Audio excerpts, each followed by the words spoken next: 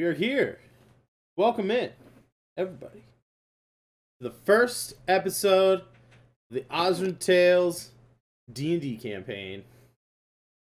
We have, we've got our wonderful players here. Right off the top, unfortunately, our good friend Rachel is not feeling good today. She's lost her voice. She said she may join in a little bit later if she gets her voice back, but for now, we were going to continue on, and Reshi, our dragonborn monk, will be staying at the tavern. This we'll say she's also a little under the weather. But for now, we'll say we'll give a little bit of background. We've done one session, well, one sort of a little mini adventure before getting coming live. Welcome in, Elian. So, real quick, our adventurers, and I'll give each player a chance to introduce themselves here in a little bit. But our adventurers started in a city called Rheneas Alinar in the Elven Kingdom of Emirius. And this sort of jungle and swamp area along the coast. I did say it would be 5. We ran into a little bit of technical difficulties, Eli, and but we're on now. Hopefully next week we'll be on closer to 5 for you. But yes, we started in this jungle kind of country. Like I said, swamps along the coast, and we started in a coastal city, a sprawling metropolis called Rheneas Alinar, and our heroes had been there for various lengths of time, depending on the individual, but the story between them all was pretty much the same, in that in a very large city full of adventurers, they all had issues finding jobs as adventurers and even outside of adventuring. When individually they all got word that a new city across the Celestine Bay had been established called Asari, and they all got on a boat to head over to the new city of Asari. And on their journey across the Celestine Bay, they were their boat was ambushed by a group of merfolk and a marrow, which merfolk are kind of, mermaids, fishy creatures with fish tails, and the marrow is just a very large version of that. They were just trying to plunder the vessel for treasure and things like that. But our heroes stepped forward, fought off the attackers, and helped the ship make it to the docks of Asari safely. When they got to Asari, they were awarded. The captain of the ship said that for as long as her ship was in dock at Asari, that our heroes, their rooms and meals and alcohol would all be paid for at the local tavern called the Silver Serpent.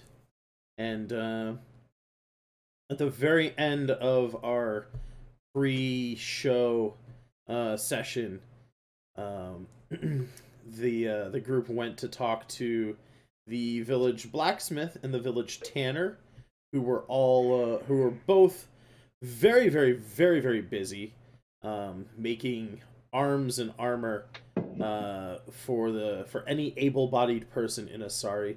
The town, as I said, is just a very new town, frontier town, and it is currently being built. This small little town here on the coast, and they have run afoul of some goblins to the east. And we will pick up here I do believe Layla is looking for a hospital or some sort of place where people go to get medical attention, as they are a medic. That was where we left off at the end of last session, so we'll start it off with some rolls right away. Layla, give me an investigation roll to see if you find any information on a local hospital. There's the investigation roll. Damn, you suck at investigating things. Fuck you. Oh wait, is this safe? Is this safe for work? Should I be swearing? What? Should I not be swearing? I don't give a fuck if you swear. Okay. Fuck you, Sam. Dick. Starting it off good. 11. It's like pretty trash, but yeah, it's above a 10. It's got that going for it, which is nice.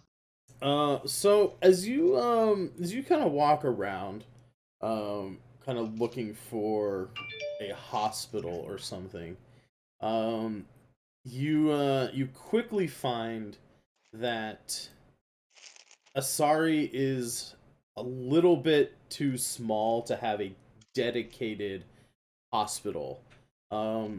They do have a temple or a small church that is being built, and that is across the bridge. The large building across the bridge is a small church, and it's usually clerics and the like that provide healing for people. Larger cities will have like infirmaries and places for actual sick people and injured people to go and rest up. But as Asari is still a very small and growing place, currently the sick and injured, if there are sick and injured, they would either be treated at the temple or they'd be treated in their own homes. But coming to the small little church here, the small temple, you find that it is a pantheistic what's the word for like a group of gods? What's a pantheon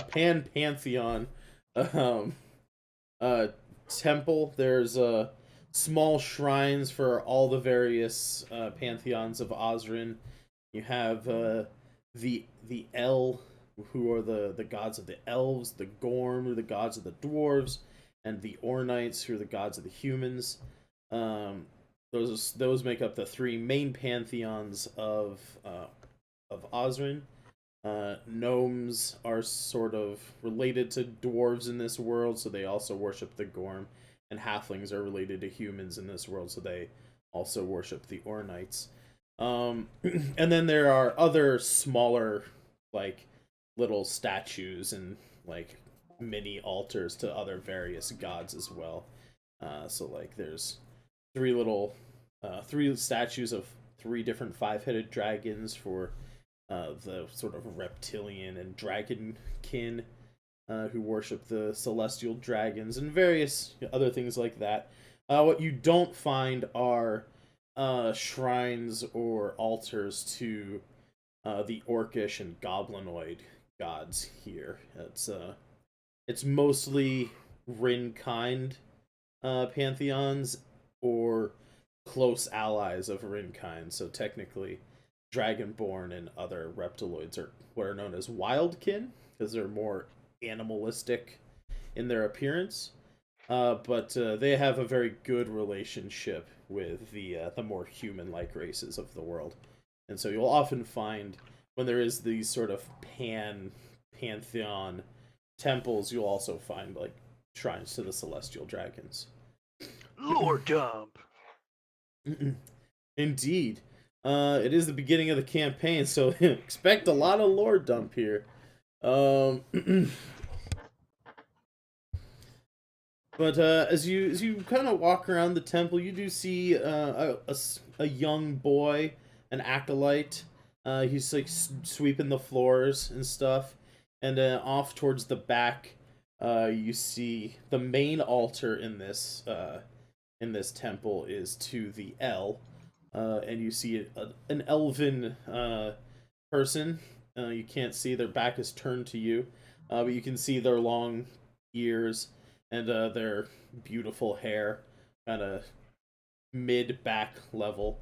They look to be in sort of priestly robes, a light blue, like a powder blue robe with you can see some golden fringe along the cuff of the sleeve, and they seem to be doing something at the altar, preparing it for a service, perhaps.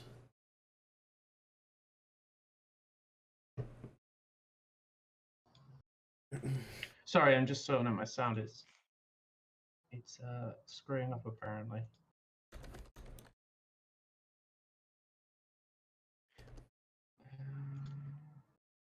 Try that.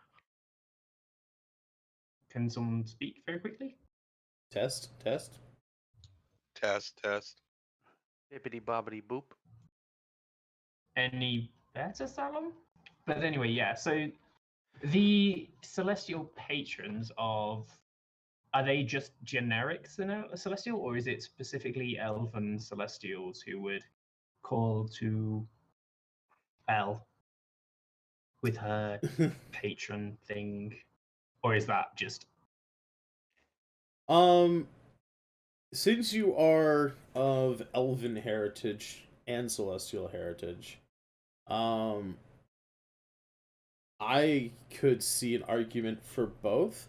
Perhaps the El, in this case, the gods of the elven people, could have contacted you or called to you through your elven heritage. It could have been that the celestial themselves, who, are of your bloodline, could also be of the El. They don't have to be. That can be a choice, up to you. It could be of a different pantheon. But yeah, I would think at the very least, because you have elven blood as well, that the El would probably call to you, at least somewhat. Okay. Wonderful. So you said there was clerics around. Are they any of them present to talk to and offer my services in service of the higher powers? Yeah, there's one elf, looks like an adult elf in blue robes with gold trim, and they are currently faced away from the entrance to the temple. Looks like they have pitchers of like water and wine, and you can start to see, as you're like taking it all in, you start to see some smoke rising up and the smell of incense on the air. It seems like they're maybe some funny smelling incense. You might kind of assume that maybe they're starting to perform a ritual, or they're preparing the church for a service, perhaps. It's midday. You would know that of the elven people, they're very much in tune with both the sun and the moon and nature and all that kind of stuff. So there's often for elven rituals and stuff, they usually do one at dawn and they do one at sunset. Just one to celebrate the sun and one to celebrate the moons. But as you're kind of standing there taking it all in, the young boy who's kind of sweeping the floor in the aisles and in the pews, he takes notice of you and says, "Hello, can I help you, miss? Is there something you're looking for?" So Elle mentions she has just got into the town from what's it called? I can't remember the name of the previous place. Reneus Alanar. Reneus Alanar. And they just got in. She is a doctor. combat medic, and she wants to offer her services. If they need anything, they can find her in the bar or in the in the tavern, as she's looking for accommodation there. He says, welcome to Sorry, Miss. If you wish, you can speak with the priestess. He kind of turns and motions to the person in the back of the church. He says, she's just preparing for the evening service. And for anyone who's in the chat right now, if you want to suggest a name for an elven priestess, go right ahead. If you have the channel points, you can submit that. I know we're kind of getting started, so for the first couple of these, I'm not going to require channel points. But I purposefully do not have a name for this character, and we can go from there. I'm pretty partial to Elvie McElfface, but Elfie McElfface. Okay. Wait, didn't you say it was a female cleric? Heidi. Female priestess, yes. Yes. I wouldn't say that she's a level 1 cleric quite yet. She's just a priestess. Probably like a commoner who's religious. They can run ritual, services and things like that.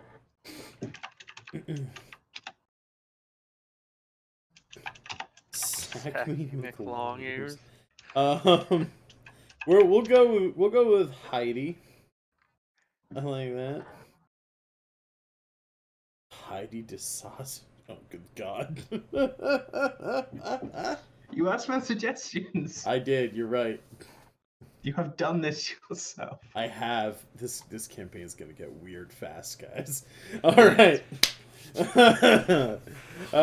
So we'll say her name is Heidi. But yeah. So the young boy who's cleaning up the chapel, the church here. He kind of directs you. He says, "You can speak to Miss Heidi, a priestess, if you wish." And then he goes back to his sweeping. So Elle will approach Heidi and greet. I don't know how they would greet each other as members of, well, the religion. Is there a certain greeting they would go with? Let me call up some information real quick.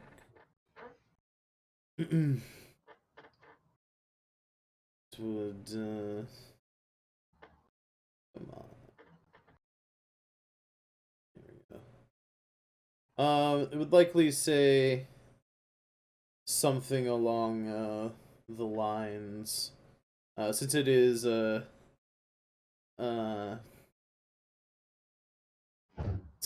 daytime, you would probably greet each other along the lines. Hello, gorgeous. Of. Oh, I'm just streaming at the moment. Okay. You're right. You want some pancakes? Not yet. But you will? We will. Okay. Okay. Hi, Tactical Sorry, Minx. Shrove Tuesday, pancake night. Indeed. So yeah, since it's the daytime, Osrynn has 2 sons, and the elves are all about nature and whatnot. In fact, the names of most celestial bodies are taken from elven astronomers. There's so the 2 sons, Sol and Bathos, and various cultures have different relationships, like different lore. But in the elven religion, they are twins. And so the greeting during the daytime would be something probably along the lines of like, "Twin gods be with you," or something along those lines. Okay. So she greets the priestess. Twin gods be with you. I am from. Fuck. I'm gonna have to write down the name of that place. I just forget it every single time. But yeah, I've just got in from Bassar, Renes Anana. is the other city, and Asari is the town that you're in right now.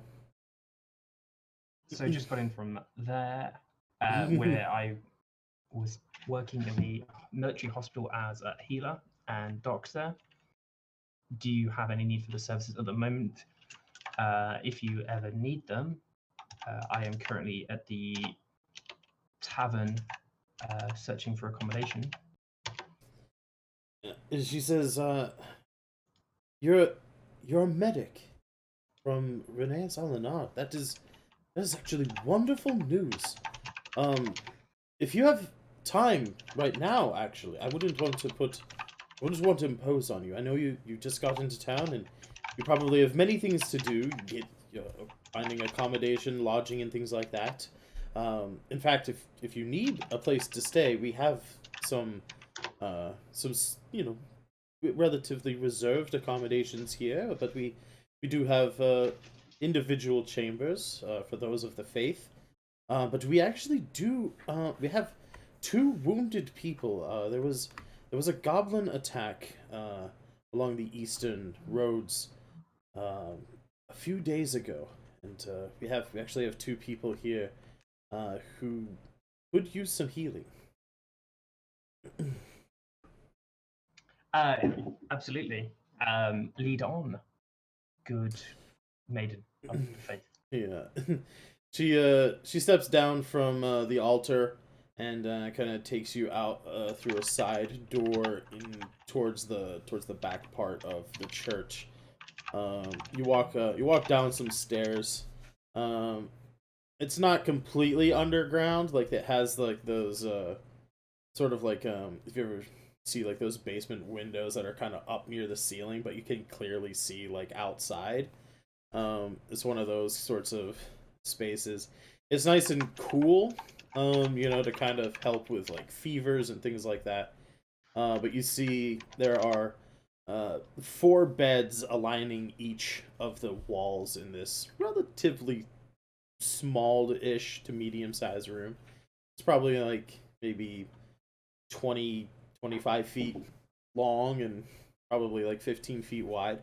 It's stone floor, stone walls. So fairly cool in here. But there are 2 people who lay in beds in this room. Both males. One is an elf, one is a human. And they look like they've had some run-ins with various weaponry. Who would you like to look at first? Who is nearer? The elven man is in a bed kind of right next to the doorway, and then the human man is in the bed next to him along the same side of the wall on the right hand And side. who is in the worst state? They're both pretty messed up, I would say. It's kind of hard to tell at just a glance. You could roll a medicine check if you wish to kind of determine a 5. They're both pretty messed up. As far as you can tell, it would be a coin toss to which one is worse. Okay, just the one that's closer. Okay, you approach the elven man. He looks up and he greets you. He says, "Hello." And the priestess Heidi, she turns to him. She says, "This is a new medic just in from across the bay. She's offered to help us with your wounds." And she, as you say, your wounds, she motions to both of the men in the bed. The elven man turns to you. He says, "We were out scouting new places for farmland and resources to help the town. We were kind of grunts through the pain. We were jumped by some goblins and a bugbear. We were lucky to escape with our lives, but since I took a few arrows in the back and in my arm, My friend here. You look over. He's like got some pretty bad like bandages as well. He's like, my friend took a dagger to the side and one to the back of his knee. I had to carry him around my shoulder as we hobbled back to safety, and he kind of looks away. He gets a little choked up. He says, our allies didn't make it. Their sacrifice is why we're here. Shit's getting dark already, damn. Yeah, this is a frontier country, man. Like, Yeah. It's do or die, friend. They don't even have walls around the place yet. It's true, damn. So she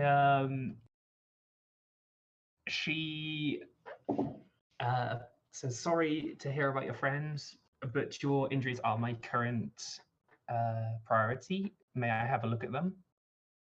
He nods, affirmative. And do you want me to do an investigation check on the injuries? I think it would be another medicine check to diagnose what's going on. I know this isn't what it should be, but I hope you fail this medicine check terribly, just for the humor value. My connection to the Thanks, Sam. server has been interrupted. Yeah. Oh, you guys are getting that too? Yeah. Okay, good. I was worried that it was on my end and I was about to like lose the Discord call or something. Yeah. Seems like it's going fine. Yeah, it seems to be. But anyway, at 12. 12? Okay. Yeah. Cool. So with a 12, he kind of sits forward as far as he can. You look at him. Looks like just in his like left shoulder, just above where like the lung would be, he's got three arrow holes in his shoulder, and then you see he had a pretty nasty cut along the outer side of his upper arm there. It looked like it was just a grazing blow. Yeah, with your 12 medicine check, you see that he's just starting to have an infection set in on his wound. As I have a herbalism pouch, am I able to apply a salve that would, well, not necessarily treat the infection, but start to combat the infection? Maybe? Or sterilize it with alcohol. I have both. Or do both at the same time, you know? Seems I think so. Let me just look at herbalism kit if I can find it. Here.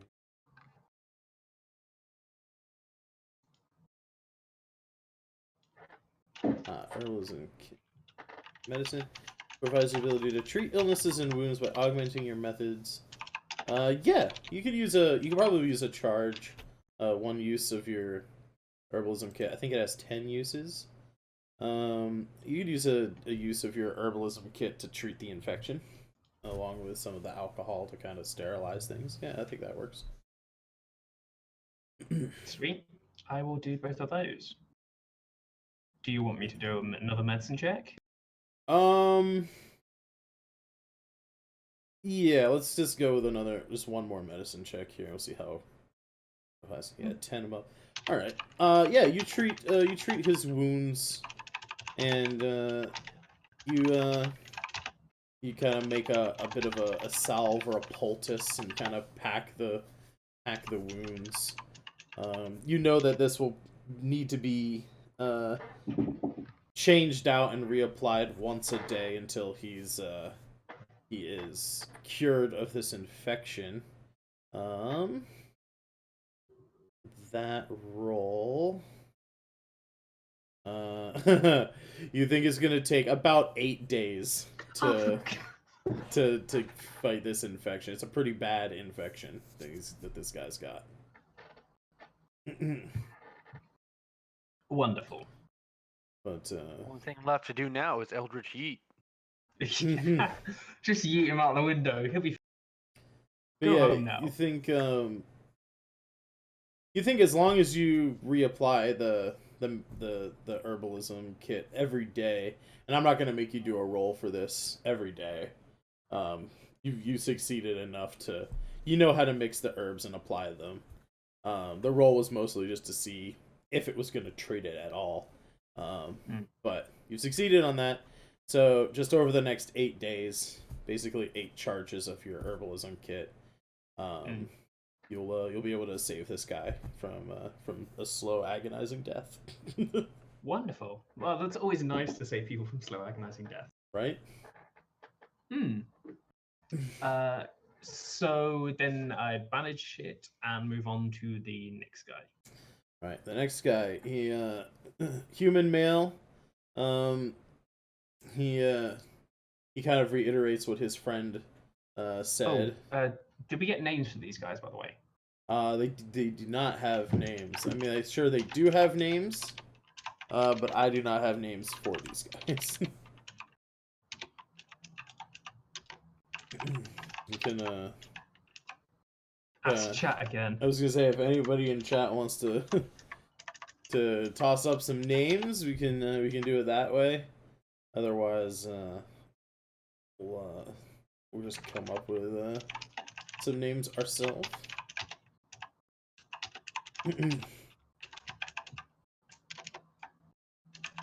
The more serious the name, the better. Well, there goes my suggestion.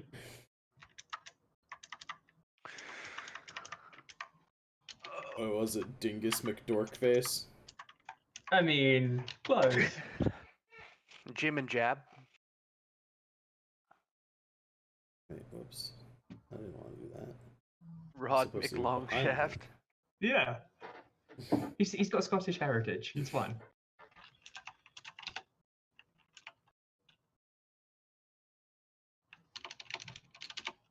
Long John Earson and Rod McLongshaft.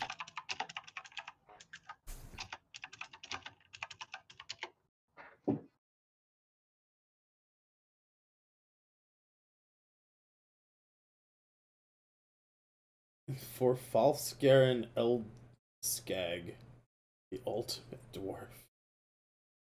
I do like that name, Liquid Malice. We'll keep that. I'll keep that in mind for the first dwarf we come across.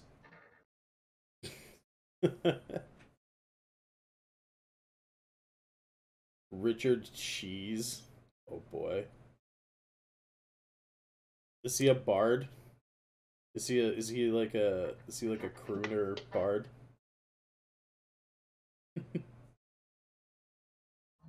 I don't know what he is. Who is? What? My brain skipped a step. Richard Richard Cheese. Cheese. Richard Cheese is actually a musician. Yeah, he does crooner style metal songs. Yeah. But yeah, so we'll go with I guess we'll say Rod McLongshaft and Richard Cheese will be the names. We'll say Rod McLongshaft is the elf, and Richard Cheese is the human. And Wonderful. So Yeah. the names of the patients are sorted. So yeah, Rod and Rich. I head over to Richard and ask him about his injuries. Can we call him Dick for short? Should we call him Big Dick? He actually is.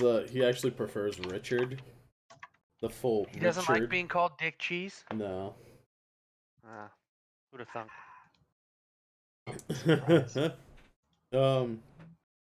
You go over to Richard and ask about his injuries. He basically reiterates what his buddy Rod said. He attacked by some goblins and a bugbear. He got stabbed, kind of in the back. He kind of rolls over, to show you the wound. It is kind of dangerously close to like where his liver would be. But I mean, like he's still alive, and he doesn't look like his like any internal organs got like nicked or anything. But he did get cut in the back of the knee, which hobbled him. So he wasn't able to. He can't like put weight on that leg or anything like that. I can fix that one. Gonna start making this dude a prosthetic. Repair amputation. Oh boy. I don't think I've got a bone, so it's going to be a messy amputation without a bone. I got a trident. We can make this work.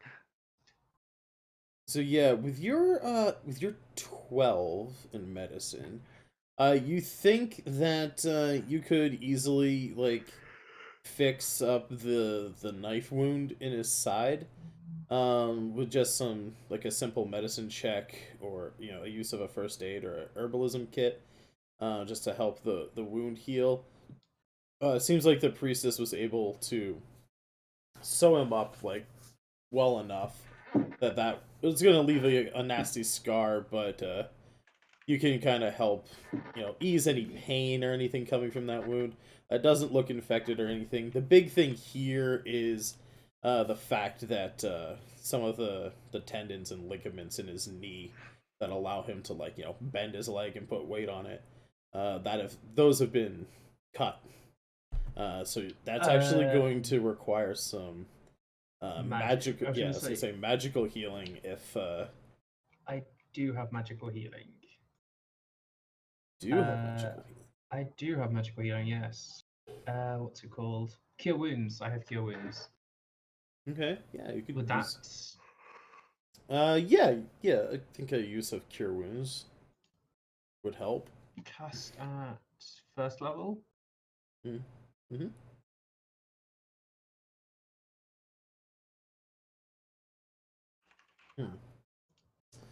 How did that not actually cast the spell?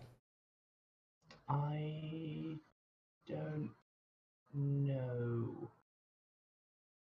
Maybe if I do it. This is on spells. You could just. You can roll 1d8 plus your wisdom modifier. Let's try that again. See if it actually. You might need to click the gear icon and like confirm the spell. Maybe that's part of it. It doesn't have anything to do with it. Oh, really? Yeah, it doesn't. There's no uses 1d8 type thing on it. Duration, instance, spellcasting ability. Well, let me see, because I have the same Output. spell. I also have the same spell. Yeah. So I just roll a 1d8 plus spellcasting. Yeah. Which is charisma, so it's +3. Mine worked. Wait, how the hell did you? This is probably set up different, that's all. Yeah. Look at his character sheet real quick. See how he's got his stuff set up.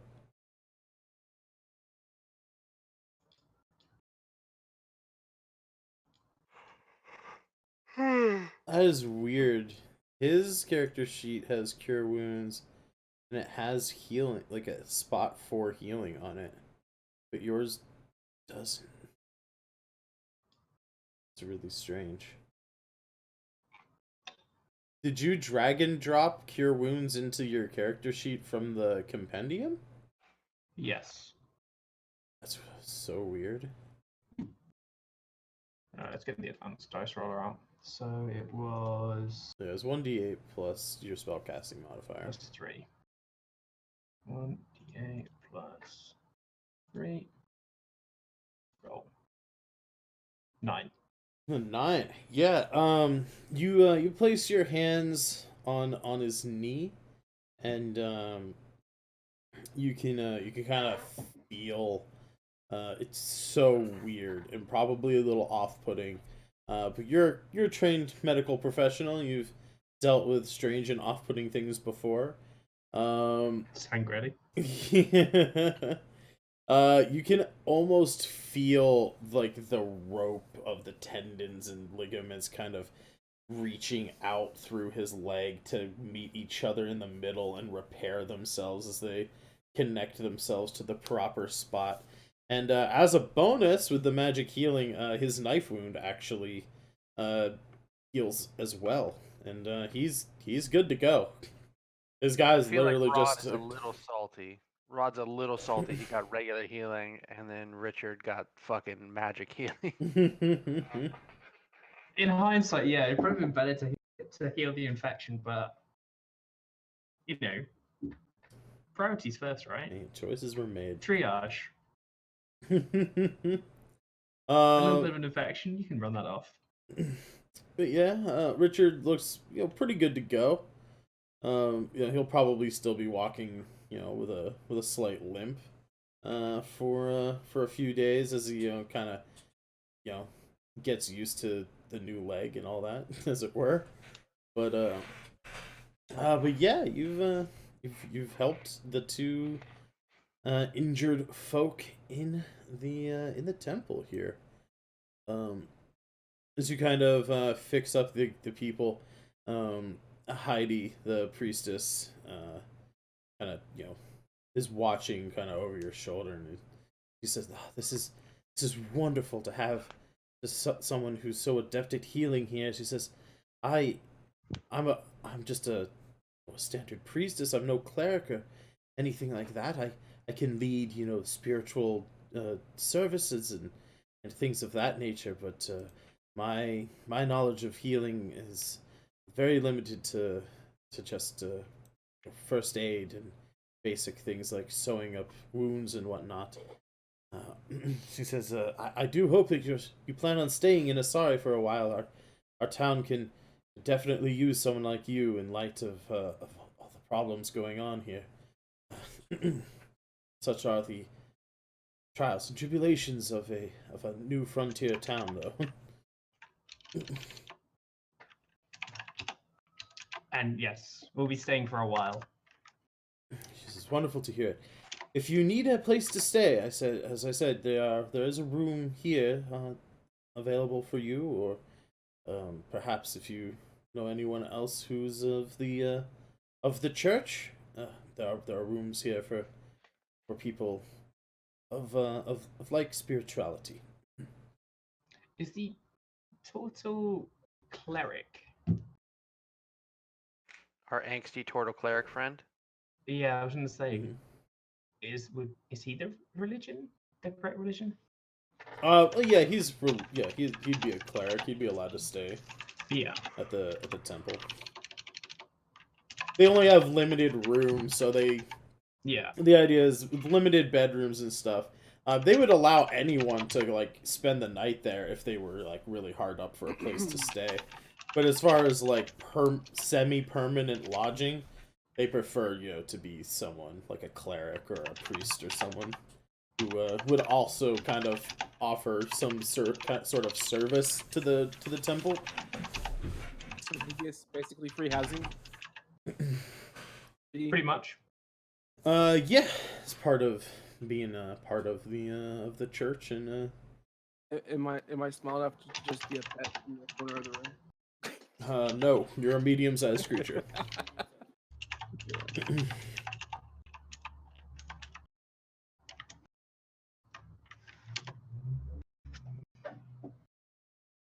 Okay. So yeah, I'd explain that one of the party came with was a cleric, and is looking for accommodation as well. And then with the healing bit done, go and find him wherever Okay. he may be. She, as you sort of part ways, kind of have this conversation on your way to the entranceway of the the main doors of the temple, and she says, "Yes, if your friend is a cleric or something, they are welcome to stay here." She says, I'll have I'll have Paul make up 2 rooms for you. And then she sort of shouts back into the chamber. She says, "Paul, get 2 rooms ready." And the boy who was like sweeping around the place when you first arrived, quickly scurries off into the back of the temple. We'll then go over now to Mr. Abstracto and Damu, our Tortle cleric. Is there where would you be hanging out? You guys arrived roughly around noon time. This would be probably not much later. I think Layla went to the temple fairly early on, so it may be 1:30 or 2 o'clock at this point after talking to the priest and healing everybody. There's, a blacksmith, there's tanneries, there's a tavern that the ship's captain said that she would be paying for rooms and beer and food for everybody. And all sorts of other things, mostly, people's houses and whatnot. There's probably a few other amenities that we haven't discovered yet, if there's anything specific you're looking to do, as you just made landfall in the frontier town of Asari. Well, I've kind of got myself positioned outside what I'm assuming is the temple, because Yes. Damu doesn't really get into a lot of material possessions, and for reasons he can't drink and stuff like that, and so the temple seemed the most logical. Okay. So perhaps if you headed over there kind of on the heels of Layla, perhaps you arrived shortly after Layla went down to heal up those gentlemen. We'll say you guys actually just meet up right outside the temple. So Layla would greet. Yeah, hello there. What's good, Pingskin?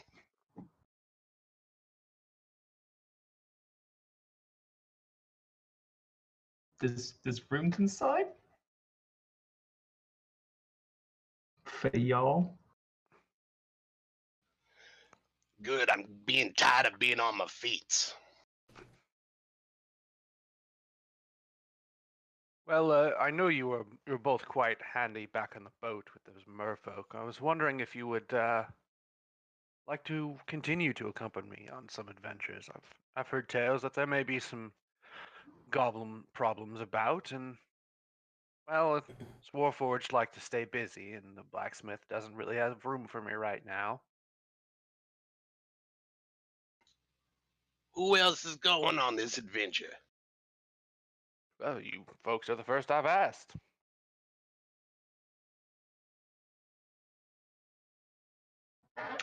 Well, Layla says she needs to stay fairly close to the town for the moment, just to continue treating one of the patients who was badly injured by said goblins and a bugbear, but would be willing to adventure out to deal with the problem, so there is less healing to do in the future.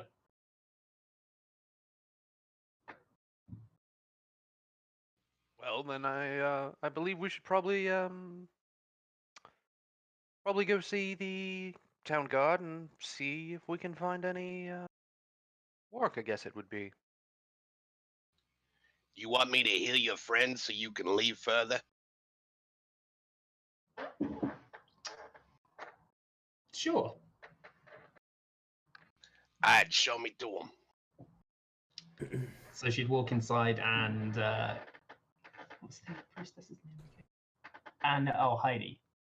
Yes. And introduce Heidi to the cleric and say he has this is the cleric I mentioned. He is offered his services to further heal the infection. She says, twin gods be with you. And she sort of does a slight bow. She says, and that is quite wonderful. Yeah, show me the patient. Oh my, yes. Right down to business, aren't we? It's just right this way, and leads you down into the sort of infirmary section of the temple. You see Rod in the bed. Richard is kind of standing.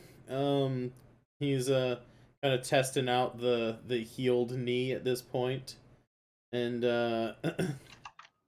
he's, like I said, it's a little tender. It's still, tender, and he's kind of getting used to putting weight on it. But Rod is there. You can sort of smell on the air a sort of peat moss and sort of like an acrid kind of sort of chemical smell. You're not exactly sure what Layla kind of mixed up in that poultice that she put on the wound, but the binding agent was probably some sort of mud and moss mixture that she put on there. A little bit of urine. Let's be honest here. Yeah, And a probably lot of just alcohol. a little bit of a little bit of urine and a lot of alcohol. One for me, one for the wound. One for me, one for the wound. Well, this healing attempt is cute and all, but it smells like my sister's shell, so let me go ahead and take care of this. The elf gentleman tries to make it as easy on you as possible. He kind of rolls over onto his right side so you can get at his shoulder and his arm where the arrow wounds and the cut are.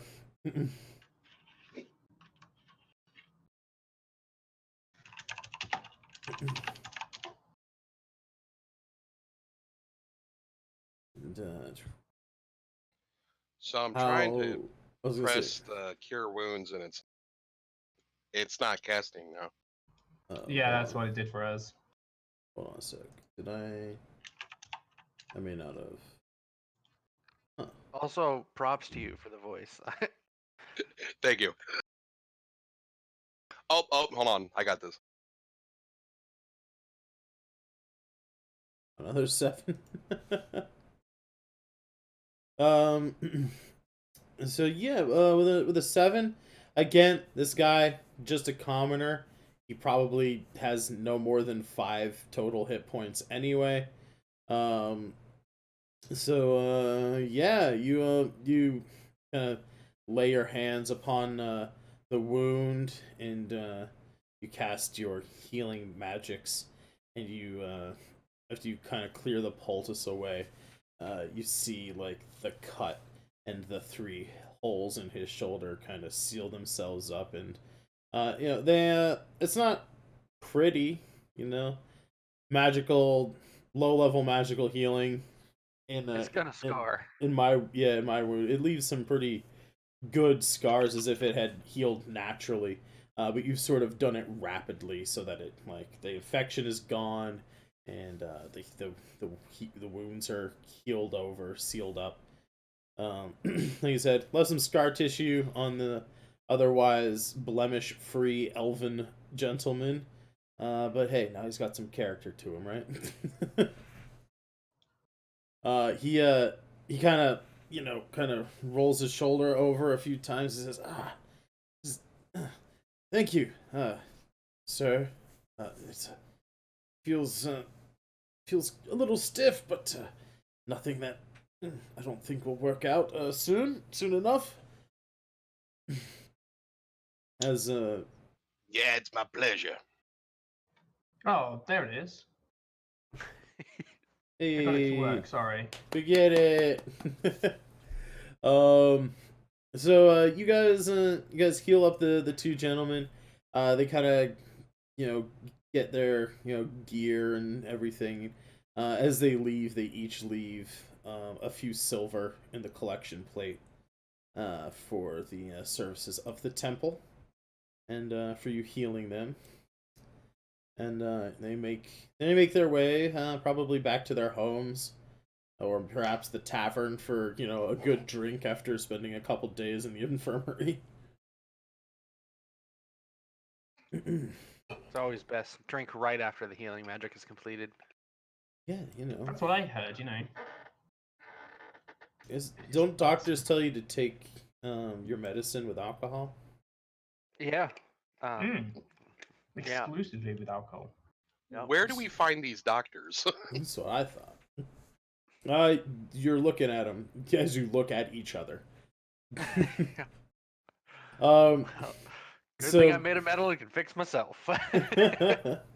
So as you guys are finished up healing the injured folk from the most recent goblin encounter from the townsfolk, you are kind of headed back up to the main room of the temple, like the main area that holds services and whatnot. Probably off to go do whatever when Paul, the altar boy, comes and finds Heidi and says, I've made up the rooms, miss. They're ready." And she sort of turns to both of you and asks if you would like to see their rooms, or if you would prefer just to come back later on tonight to get settled in. Sure. I follow the pink skin. She nods and kind of directs you guys again back through the sort of side door. Instead of taking you downstairs, though, she takes you upstairs this time, and they're very simple rooms, fairly modest accommodations right now, as this is not like a grand temple or anything quite yet. But there are the upper parts of this building, the upper floors are made of wood. So you use like a wood floor, bare wood floor, bed with some very thin kind of matte mattress. It's not like not filled with feathers or anything. Not even a stuffed straw mattress. It's just sort of like a couple of blankets kind of rolled up right together. On a bed frame with a relatively generic run of the mill pillow and some other blankets and stuff to sleep under, right? There is in each room a small table, like a writing desk and a chair, and each room has one window that faces out the eastern side of the building, so you guys can see the lighthouse and the ocean off in the distance. Oh, that's a lighthouse. Oh, okay. Yeah, it's gonna be a lighthouse. It kind of looks like a normal little building. Yeah, awesome. But I figured with it being out there on an island, it's probably a lighthouse. Thank you to 2 Minute Tabletop for this map. Not a Awfully sponsor. presumptuous of you, creator. Yeah, well, I'm God, so deal with it.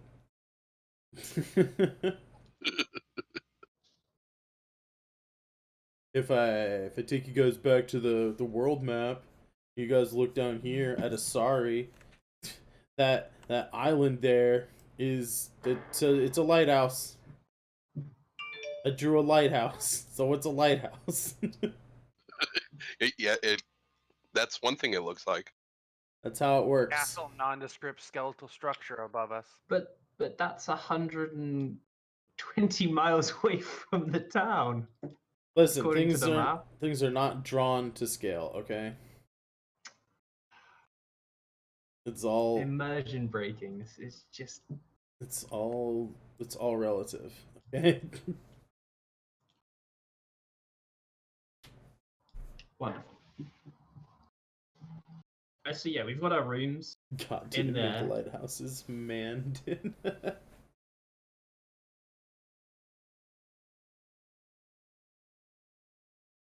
Okay, so as you guys get settled in here, let's quickly flash over to David and Brock. I don't know if you guys are together. You guys had probably at this point you've left the blacksmith and the tailor. You've helped Reshi get her new gloves, and carved a small stone statue of a giant spider for Brock. And I'm on camera. I don't know if there was anything else you guys wanted to do during the day before heading over I'm not to sure, the I'll be finished. taverns. Did you get? The only thing that I was going to do is I'm trying to talk to a guard or something. I need to figure out where these goblins are and who's gonna pay us so I can go do it because Gotcha. Okay. I only have to sleep 6 hours and I can't actually sleep. They're motionless. I have to stay busy, otherwise I will go insane. Right. Literally. Right. Okay.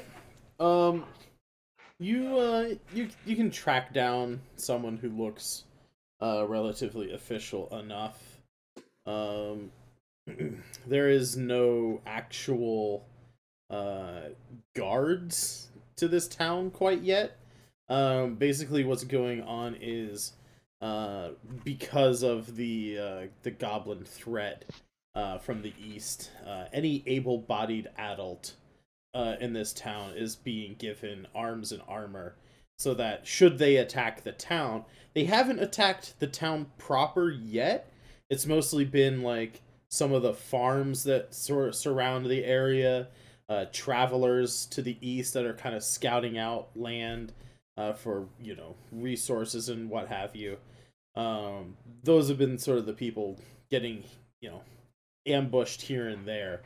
But they're kind of preparing for it to escalate, as these sorts of things often do with goblins. They start to, they do like little attacks here and there, testing out the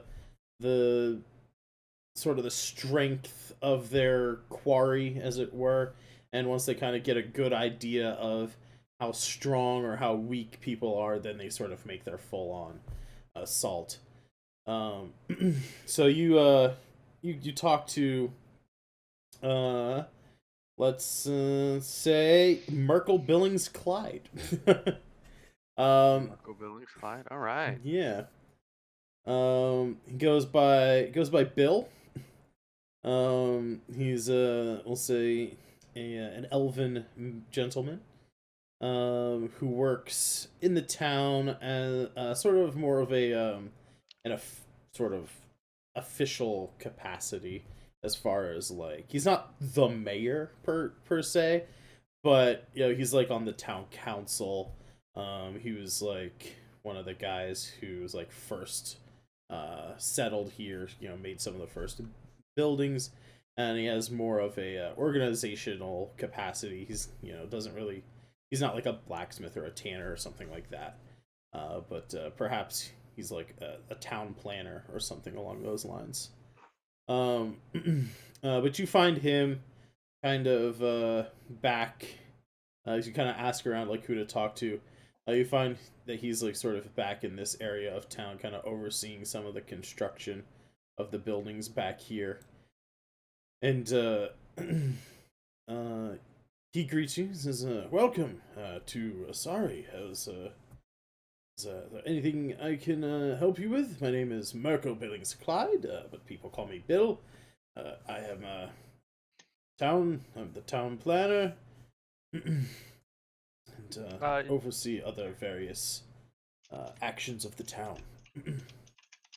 Yes, I was recently at the temple with a few of my companions, and it appears there's a bit of a goblin problem around, and I was willing to volunteer to maybe take care of that for the proper amount of coin.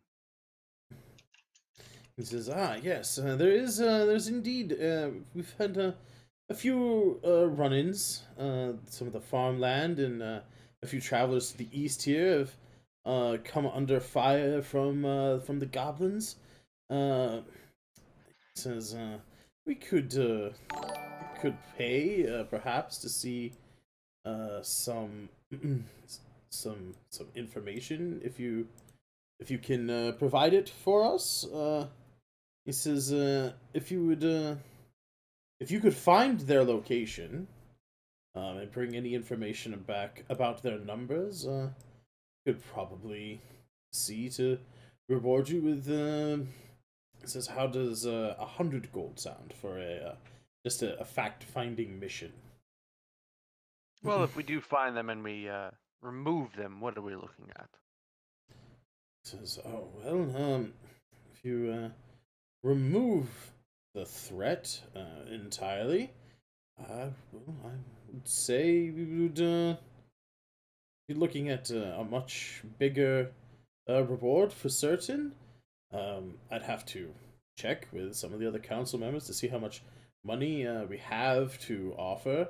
But short of actual money, we could offer to some services. We could help build a home for you and your compatriots. If are you part of the adventuring guild, perhaps? We don't have a guild house yet, but we could raise that to top priority, a place for your adventuring group to live and work out of in the town. We could always again offer you things like permanent lodging in the tavern, perhaps, or things of that nature. But currently, as far as straight monetary rewards, I am not certain. I'm not the town accountant. Okay, that's fine. That's fine. We'll start with the 100, assuming that we can find them, and then we'll just do kind of a coyote, a per ear basis on the goblins taken care of thing. Very good, very good. If you're interested, we'll leave shortly to take care of it. I don't want to put too much on your plate. It is in the opposite direction as well. But if you are interested in more fact-finding, informational gathering jobs, the town up the river, I hesitate to call it a town. This is a logging camp, really. We have not heard from them in quite some time. More lumber has stopped arriving in town, coming down the river, and we are quickly running out of supplies. It's we've one of the town elders here has used a scroll of sending about a week ago, and got no response from the foreman at the logging camp. We've sent some emissaries, but they've not returned yet. It is about a 2-week journey to get to the edge of the jungle where they're doing the logging. But we're starting to get concerned, and as I said, we're also running out of supplies. We don't have enough lumber to even start the main walls of the town, and I don't think we're going to have enough to enclose this section of town. And he refers to this last sort of corner of the walls for this sort of where the smithy is, and where the tanner and tailor and a few other businesses are, like the town hall and all that stuff. I will relay the information to my companions, and we'll figure out what's best for our capabilities. Wonderful. That again, 100 gold for any information you can find on that regard as well. And if you find that something dire has happened, and you can take care of it, or again, monetary reward, I'll talk to our town accountant and money man, Roberto O'Shea. And we'll talk about the rewards therein.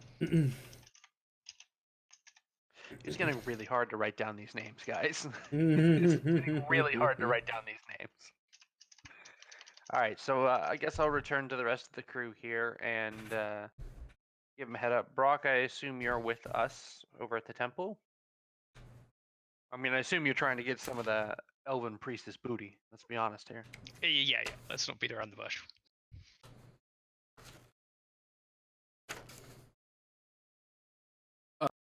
No, I'm curious about little house up there.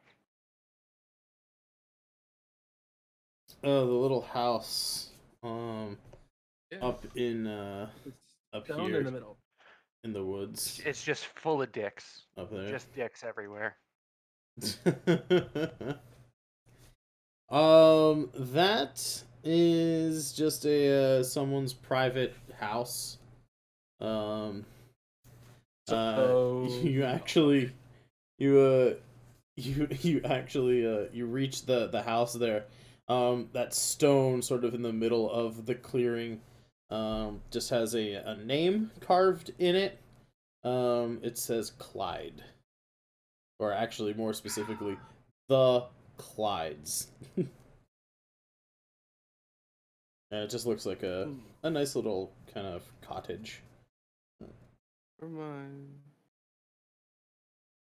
thought it looked cool. I mean, it's a nice little house.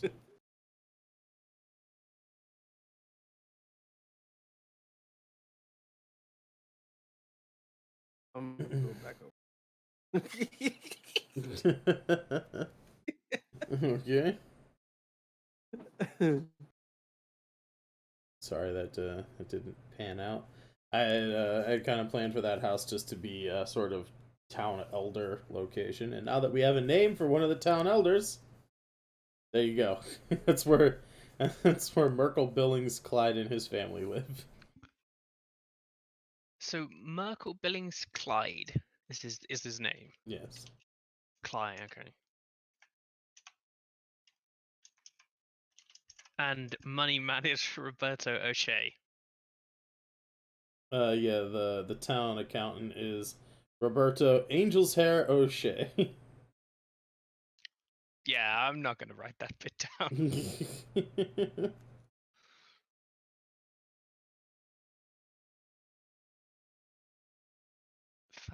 Fantastic. Has the just the most flowing of locks.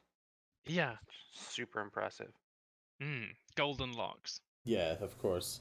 Just long blonde hair. Clearly dyed, though. Oh. Yeah. Everyone knows, but they won't say anything about it. Just awkwardly looking at him every now and again when he's in the tavern. So, what would you like to handle, folks? What happened to my dude, man? He disappeared. Is he underneath someone? Not at the moment. Oh. I see him now. All four of you are on the screen right now. Yeah, I just had to drag myself back on the screen. So we could go investigate the logging camp. It's about a 2 weeks journey. Could we go back to the main map for a moment, please? Yeah.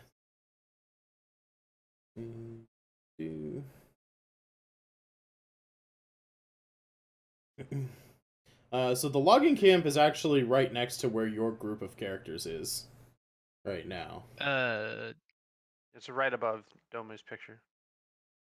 Right here. My character. Oh, where the logs are. Yeah, where the logs are. Well, hooded down. That's almost back where we fucking came from. We move the characters out of the way. You can see that there's like a miller's wheel in the river. Yeah, you guys started here in Reneus Alinar, and then you made your 2-day journey over to Asari by boat. But if you go from the edge of town right to the edge there, it's about, if you travel 30 miles a day, you know, so if on we the went road. by foot to Asari, we could have just solved this problem before we even got to Asari. Well, to get there by foot, it would have been a very hard row. Yeah, you would have had to come up this way, and then over here. And then the other idea, I believe down here, so we could go down. I have to change from snap, right? What's the waypoint thing? Just, what is it? Right click it, and it'll drop a waypoint. Yeah. Yeah. We could come down here. That looks like it could be maybe a goblin camp, maybe I don't know, just something where we might find something. And maybe come down here. There's a cave by the sea. Make our way back up. If we don't find anything, then we can head up, hit the cave over here, and then go up to logging camp. I like that idea. Do it. Okay. Yeah, do we let's have- do it. Say, Do we have everything we want to do in town for just the moment? I mean, we're coming back to town, but do we feel like we're stocked up for this little bit? We're gonna go on and do this, find some goblins. We don't necessarily need to fight them, but we could get some goodies from fighting them. how long is it going to take us to get there? Theoretically. Theoretically, again, everything's sort of mutable on this map because it's not drawn to scale, really, like as far as the actual size of buildings. But again, with like 30 miles a day over good terrain, without bad weather and all that kind of stuff, it's about 4 to 5 days, you would think, to get to that particular location. But again, that location may be, a What little about closer if or we? whatever. Do they have horses in the town, or can we not get mounts? They might have horses. Roll an investigation check. The robot curious. I'm strong, but I can't carry this many people. Not with that attitude. All right. Can always ride the turn. So I'm also going to look and see for alternate forms of transportation. Maybe like a horse and cart that we could go with here, or a boat. Or, yeah. Hmm. So you said you wanted an investigation. What is it with rolling nines? Well, We're looking at 11. Yeah, well, investigation +2. So 9 +2. Roll a 9. With a 9, you do happen to find there is a stable, kind of on the edge of town. I'll bring you guys back to that map. So it looks like the building right here is sort of a stables where people can keep their horses or rent a horse, as it were. And try and How much your horse is going for? you probably rent a horse for like 5 silver a day, and then you'd have to give them the purchase price of a new horse if it like dies or you don't bring how it back. much or is whatever. it to purchase a horse? Let me. Do they even have horses for sale? I want to say like a war horse or something is like 15 They're gold. expensive. They're not.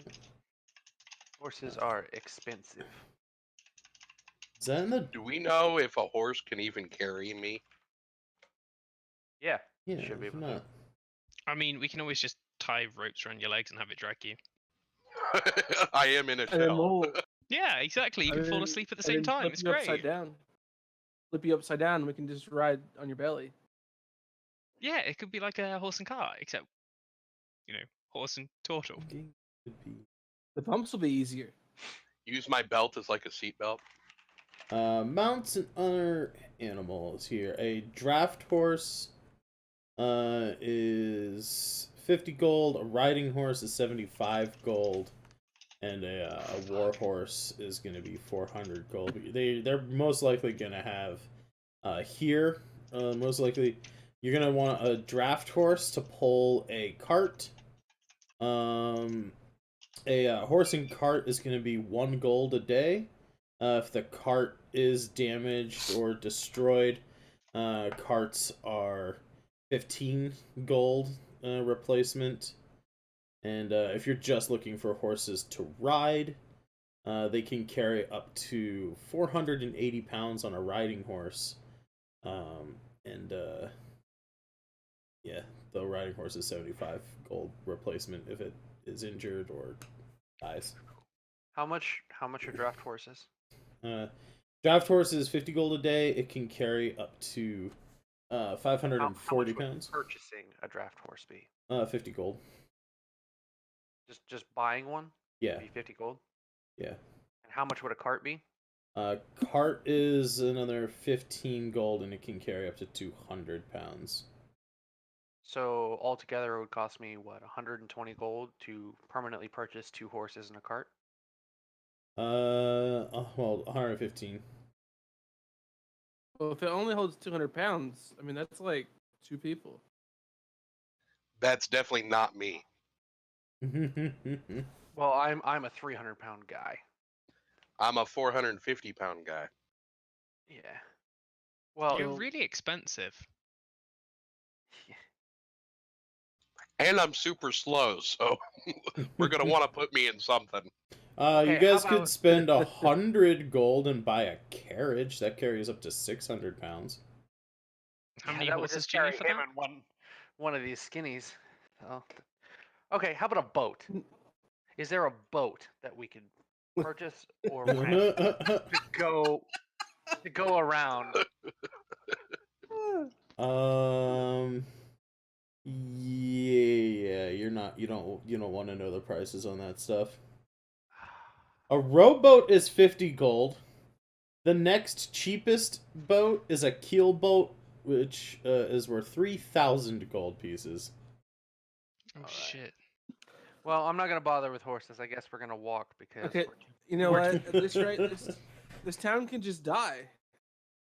Because they don't have horses you can buy. You can rent horses for 5 silver a day. Right, but I'm too heavy for a horse. The turtle's too heavy for the horse. So the only people who can move at any form of speed would be Layla and Brock. So that just leaves 2 people of the party ahead the rest of the party. Yep. I mean, we could scout out, I guess. Like I said, to check out the sort of encampment that's been rumored to the east, you think it may be 3 to 5 days to walk out there. Would probably be more on the lines of 2.5 to 4 days if you were on horseback, depending on what kind of horse you were riding.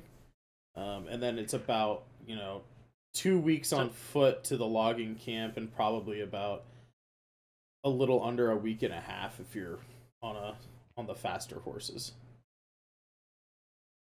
So if the DM rules it as all of us could ride a horse, I don't have a problem paying for horses. But I don't think that the turtle and I can ride a horse because we weigh too much.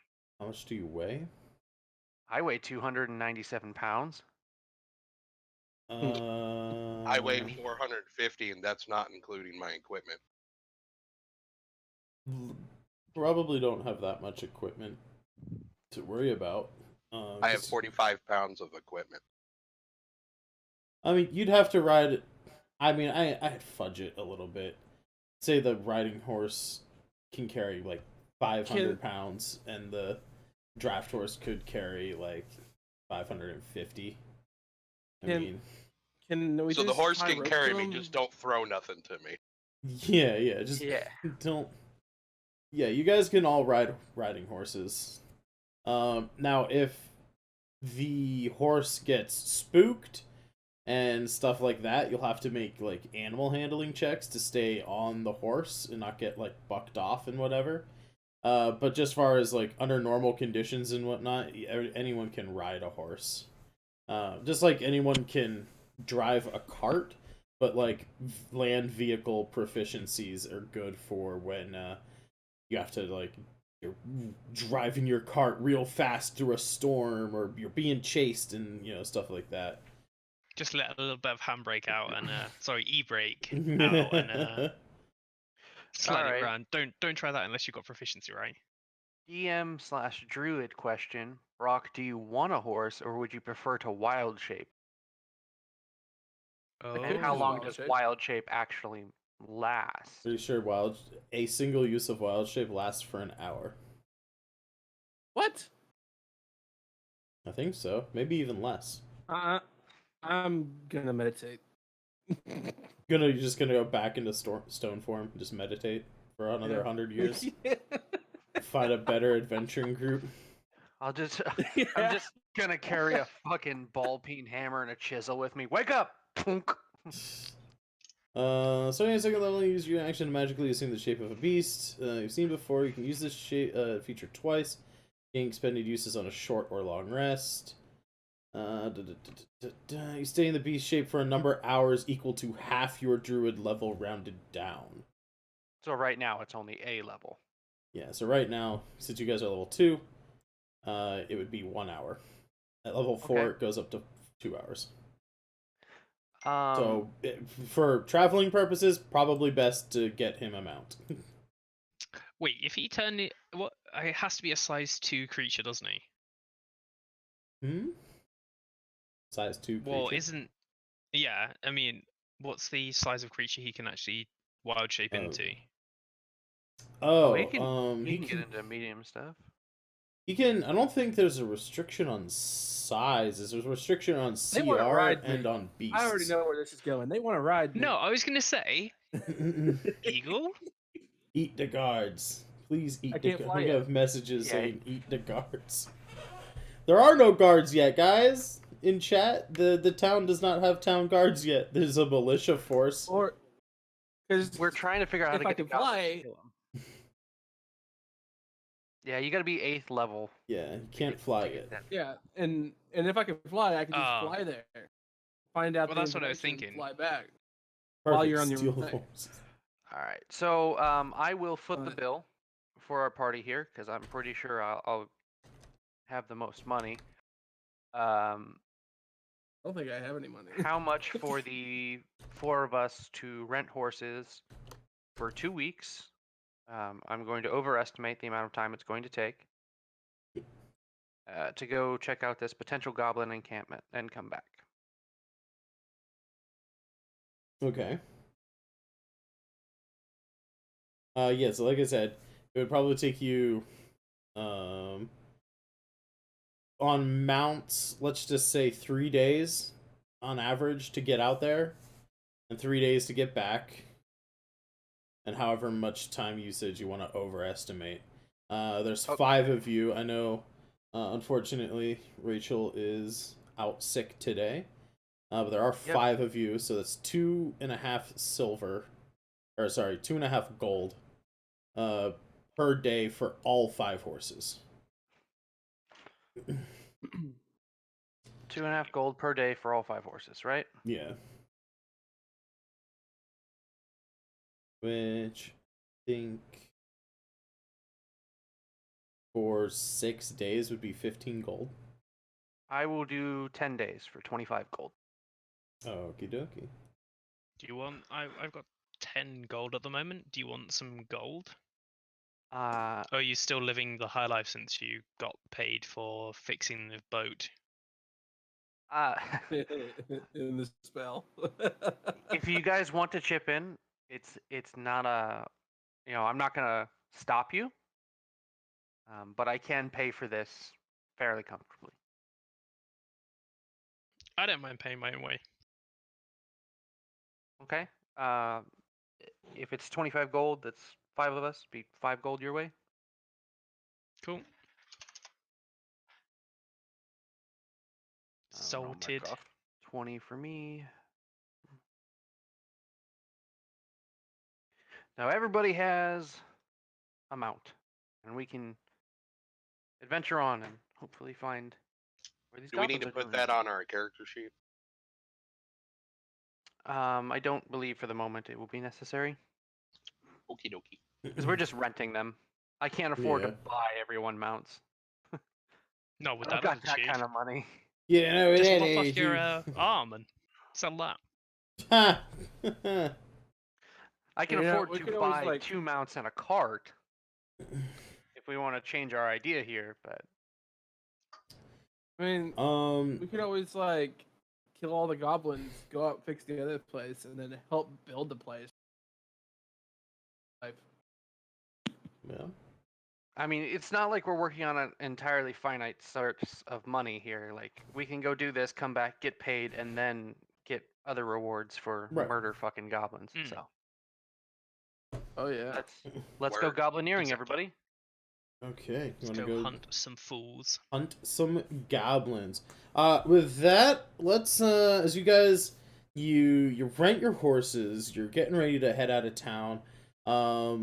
If there's anything else you guys want to try and buy or make, like if there's any adventuring supplies or anything, send me a message in chat. I want to take about a 5-minute break here. Refill water, use the bathroom, and all that kind of stuff. Yeah, let's reconvene at 10 after. And if there's anything, like any adventuring supplies or anything you want, just leave it in the chat, and we'll take care of that when we get back. All right, everybody in chat, like I said, 5-minute break here, and we'll be right back. Here, and we're back. Flav is still missing, but that's okay. Hopefully he will return soon. May have to, in the future, maybe we'll have to extend the break time a little bit. We did a 10-minute break today. I was only hoping for a 5-minute break, but yeah. Mm. Anyway, so let me check log here. Valerian half plate. So during the break, Mr. David, there's Flav. Oh, he's back.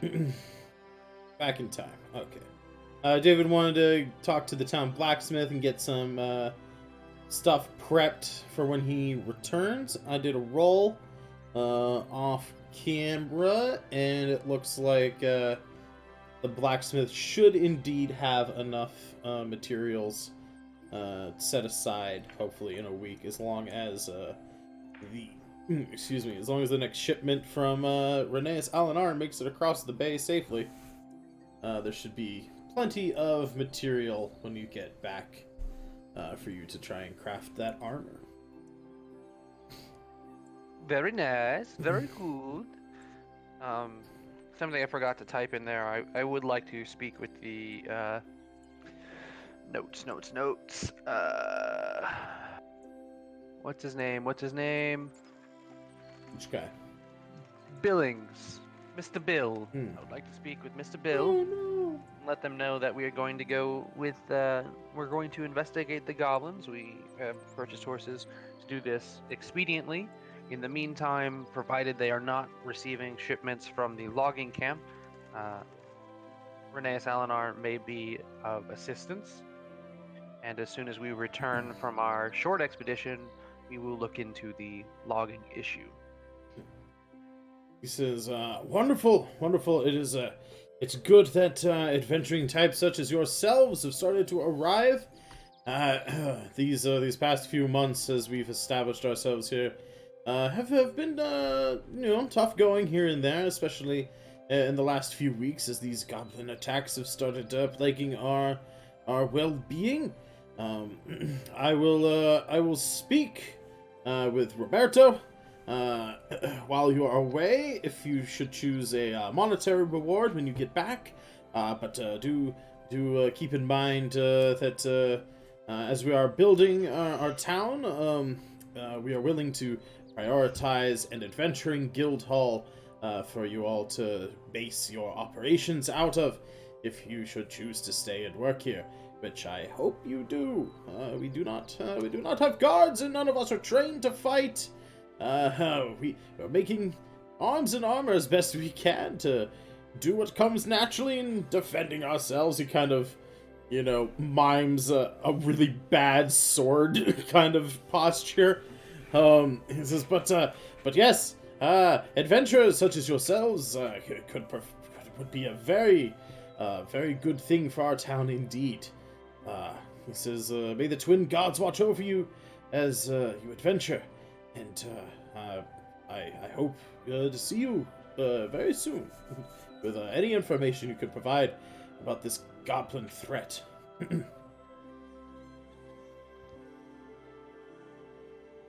And with that, you guys are going to take off from town, right? No. They still had their preparations and stuff they were doing. Fair enough. I was just finishing out all the prep that I had since we were on the blacksmithing piece. So everybody else, if you wanted to pick up things like rations and whatnot, that is easy enough. What about the ore? About ore? Yeah, the ore that I need to imbue my statue. Oh, Arcanite, right. Give me an investigation check to see if you can find some Arcanite. Out of curiosity, can I assist him on this? Sure. Since I will probably need some in my crafting as well. Yeah, Arcanite is, used to enchant things. It's used as a spell components and things like that. Hey, He didn't need my assistance. 19. Yeah, damn. Hey. Whoa! He's found all the ore. With a 19, you have found a fairly good lead with our friend Valerian, the blacksmith, as I said before. And in fact, I can bring up a picture for people to see here on screen. Go like that. Valerian here, he's got these tattoos that kind of glow.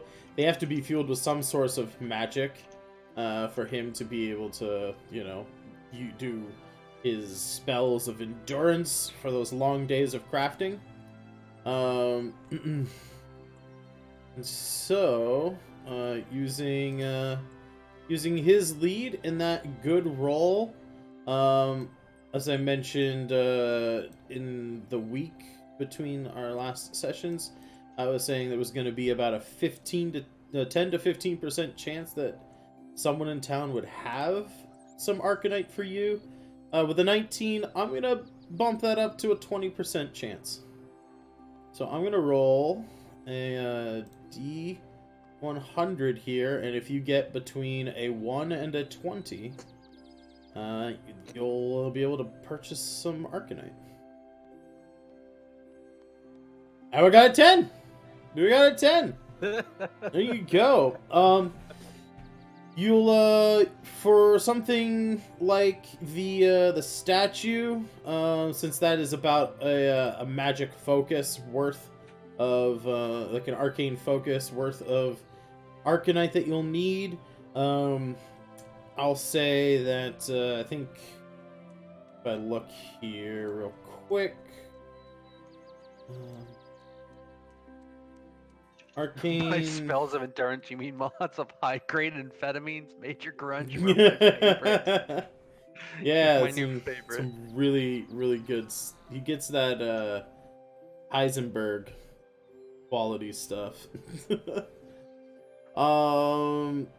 So it looks like the average... Looks like the average arcane focus is about 10 gold, so I'd say 5 gold worth of Arcanite probably goes into the crafting of those foci. So with 5 gold, you can buy enough Arcanite to perform a ritual in the upcoming days, like during your downtime. Like during a short rest, you could enchant the little statue so that you can use it to turn into a giant spider that you've not seen in real life. Well, that's not nightmare fuel at all. What was that, Tactical? I said, well, that's not nightmare fuel at all. Just turning into a giant spider at will. Yeah. It'll be pretty cool. He can climb up walls and across ceilings and poop webs.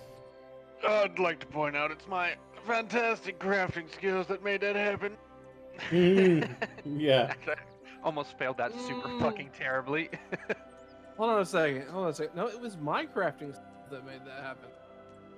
Yeah, I basically refined it down into a brick you could craft. That's about all I did.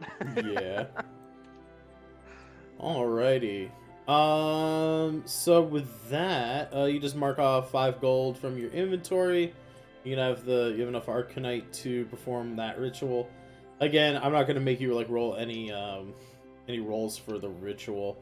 All basic, all first level spellcasters know how to imbue basic magic into items. And as a druid of the stone, as it were, a dwarven druid, you would also have had that training when you were kind of coming up through the ranks of druidism in the mountains to the north. If there's anything else, I know Tactical said you were gonna get some rations and whatnot. If there's Yes, enough rations for the duration. How long did we predict it would take? It should take about 6 days, but yeah. 6 days. I planned for 10. And the druid does have good berry, so if you run out of rations, which is always good. Yeah, for I was gonna say, maybe getting But the enough druid rations might for. require cuddles. So avoid having to use the berries at all. Yeah, make sure we Or have enough hugs. rations for the duration, which is 10 days. I currently have 7 days worth of rations on me, so maybe Yeah. pick up another 5 days worth of rations. That should be fine. I don't think rations are. How much for rations? It says in the book, 1 day of rations is 5 silver. Okay, so that is 2.5 Gold is electrum. 2 Yeah. days. 2.5 gold. We don't use electrum Gold. here. 1 gold is Okay. 10 silver. So it will be. You said 2.5 gold. Yeah. So- it's- Oh, yeah. Sorted. Are those Very good. rations for everybody, or do I have to get my own? You have to get your You own. have to get your own rations. I'm not made of money like Sangretti. I am not made of money, but I am But- rolling deep pockets right now because I did some favors. Papa Singretti. Was I supposed to roll for money at some point? Yeah, it was when you pick your background, whether you pick like well off, comfortable. Yeah. For now, just the. I went with the poor one. Yeah. You have reached level 2, so real quick, just for a cleric, roll 5d4 and then multiply it by 10, and that will be whatever rewards you got from. So you can hit in the chat log /roll space 5d4, and then hit enter, and it should roll 5 4-sided dice for you. And then tack a 0 onto the end of that, and that'll be your pocket change. So 90 gold. If that was you that rolled that. That was, Was I it? was just rolling as an example, Oh. but that's a really bad roll. Yeah, it's not that great. Wait, That is three natural ones with 5d4. That is shitty. Yeah, so if you just type that in, Mr. Abstracto, we'll see how much money you've got. Oh wow, hey, 5d4, 14. So you have 140 gold on you for hitting level 2. I don't think I did that because I'm currently on 2 gold at the moment. I also did not do that. I only have gold from doing the scrolls. Alright, well hey, look at that. Warlock is 4d4 times 10. 4d4, okay. Yeah. A druid is 2d4. So 80. So actually on 82 gold. Where artificers? I don't know what artificer is. that It's not not work? in the player's handbook. Yep, I'm looking it up. I do think it is 5d4 though. I did look it up. I think it's 5d4. Okay, do you want to just go with the 14 that I rolled there? Sure. That works. Cool. 2d4. So, Flav, you have 50 gold. 2d4 times 5. So just add that to whatever I have. Yeah, you would add that in your gold column. So in the middle column of your character sheet, down there with all the different coins, you would add to your coinage 50 gold. And Satisfied now. I will roll for Reshi here. She just gets 5d4. Then that's it. Wow, that was a shitty roll. You know what? I'll be nice. Don't do her dirty like that. Just give her the same. We got 2 people who rolled 14. Just give her the 14 that we got. Because we also rolled 5d4. Wait, Yeah. how come I get shafted out of an additional dice? I don't know, dude. That's what the book says. Oh. Take it up with. Yeah, exactly. I only get 2d4. But aren't you meant to be shunning? Yeah, shunning wealth druids are and supposed to be like Yeah. anti-money. Just I'm like a- just like stones monks. Just like monks are kind of anti-money. That didn't look like no anti-money right there. Don't worry about it. Papa Sangretti's rolling deep pockets now. All right. So yeah. If we'd have known this, we could have bought the fucking horses.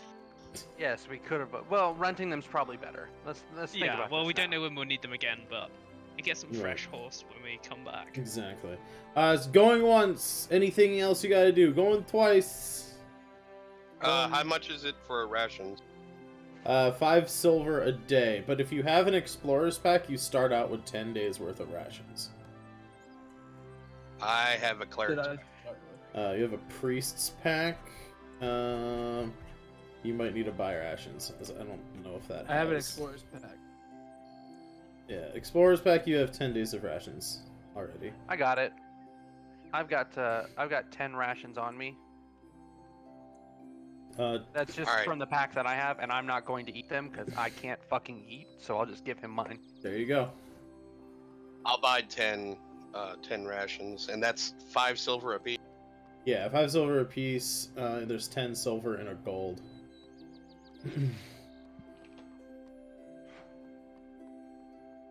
Hi ho, Zumba, away!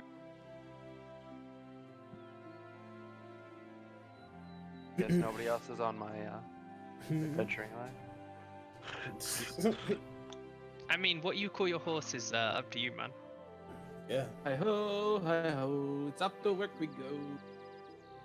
The only thing I'm calling my horse is struggling because I'm a beefy boy. Extra thick with 3 C's. Oh, Well, like, what is that? you know how normally people have a weight distribution? Like, oh, you know, the leg is this much heavier than the arm and all that. I am just straight fucking steel. just a mass of steel. That's my character. Maybe you can extend your leg long enough to take some of the He's pressure. the man of steel. Oh. Hey. Thick Craigasm, indeed. All right, let's do the thing, guys. Big fucking bubble. How's it going? I'm doing well. We're just leaving town here. Our group is about to go searching the wilds of Amirius, swamps along the coast, looking for some goblins.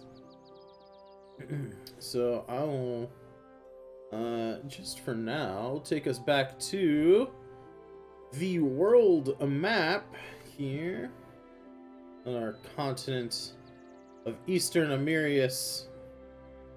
As you're heading off to the east, how about you guys can decide amongst yourselves who is the appropriate person to do this. But as you are exploring the wilderness, I would like someone to give me either 2 people you can give me 2 separate survival checks, or you can choose one person to roll with advantage. Has anyone got any proficiency in survival other than myself? I do. I do. Oh, okay. Shit. I also do. 5 plus my wisdom. Yeah, no, he's Which gonna is beat my me on highest it. He's gonna beat me on it all day. He's Yeah, a druid. No, just I saying. I have 3, so if people have higher than that, I suggest we take the person with the highest multiplier and do the advantage. Sure. I'd say the druid and the warlock are probably on the survival. I have a 5 in survival as well. I only have 3, so Okay, make that the cleric and the druid.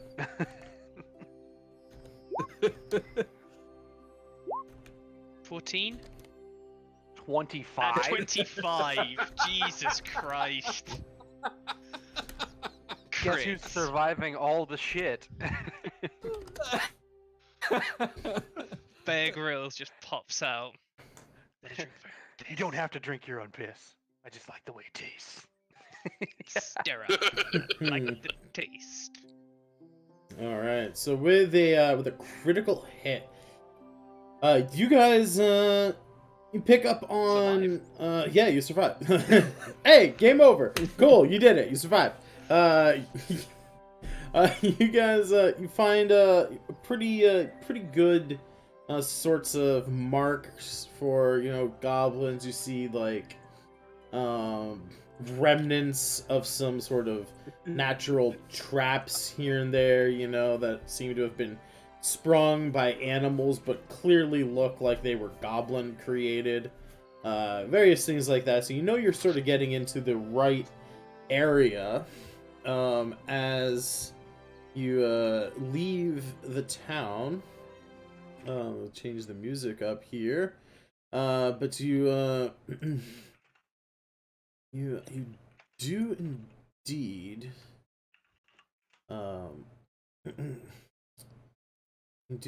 at the sort of a day's travel goes by, it is reaching the night time.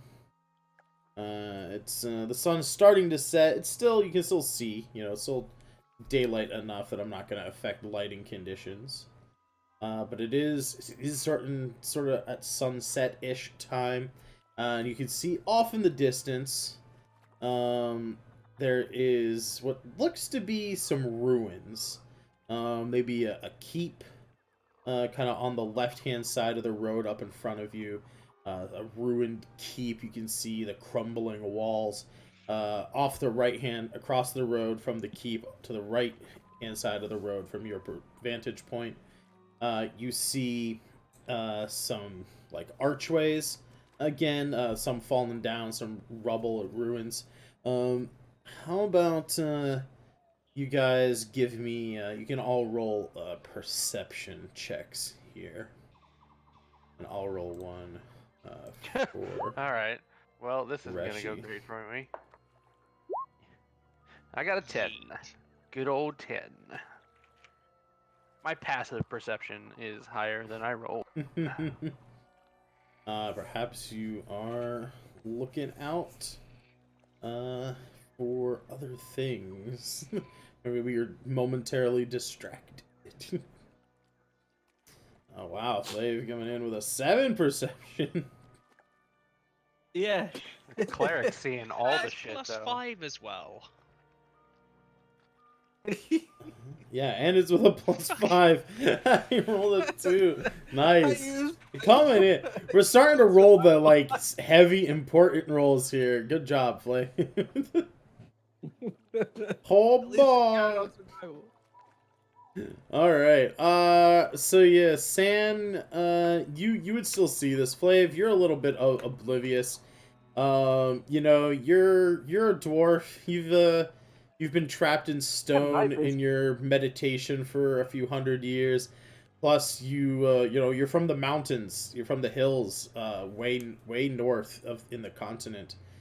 This area is all new to you. You know, so you're probably like, what was that? You see like a frog. You know, you're like, oh, it's just a frog. You know, or what's that?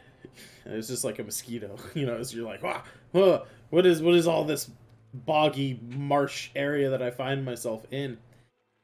The rest of you rolling a 10 or better, the wind blows kind of towards your, from in front of you, it's coming in from the east towards the west. The wind blows in, and you can smell, for those of you who can smell, the first thing you smell is a sort of rotting smell on the air. You smell death and decay. You kind of get that sense in the bog to begin with. It is a marshy area. It is a swampy area. So you have that. But there's something about this that stands out. Like, there could be, like, a dead animal or something around, right? And that is when you see from behind one of the walls of this keep, this ruined keep on the left-hand side of the road up ahead of you, you see shambling out into your vision a couple of zombies. I'd like to know what you guys are doing before, if you guys are gonna like turn around, run away, or if you want to try and engage these things somehow. How far away are they? They are. Are they less than 120 feet? Are they less than 600 feet away? I mean, they're definitely less than 600 feet. Oh yeah. They're about 150, 160 feet away, somewhere around there. Yeah, about 160 feet away. I'd like to approach to 119 feet. I'd like to approach to 119. Yep. You approach. I got a reason for it. You start to cautiously approach, or I mean, you approach. I don't want to say cautiously if you're not approaching cautiously. Oh yeah, no, as stealthily as I can. All right. This giant hulking piece of steel. You want to go stealth? Let's roll stealth, baby. Oh shit, I'm bad at this. All right, what's my stealth? I mean, as stealthily as you can is what you said. So roll stealth and see how stealthily you can move. 18. Apparently good. Oh shit. I got a +2 to stealth. All right. So with an 18, let's you said you wanted to go 120 feet, so let me do some measures here. Oops. Is there a map for this? There is. I just haven't moved you to it yet.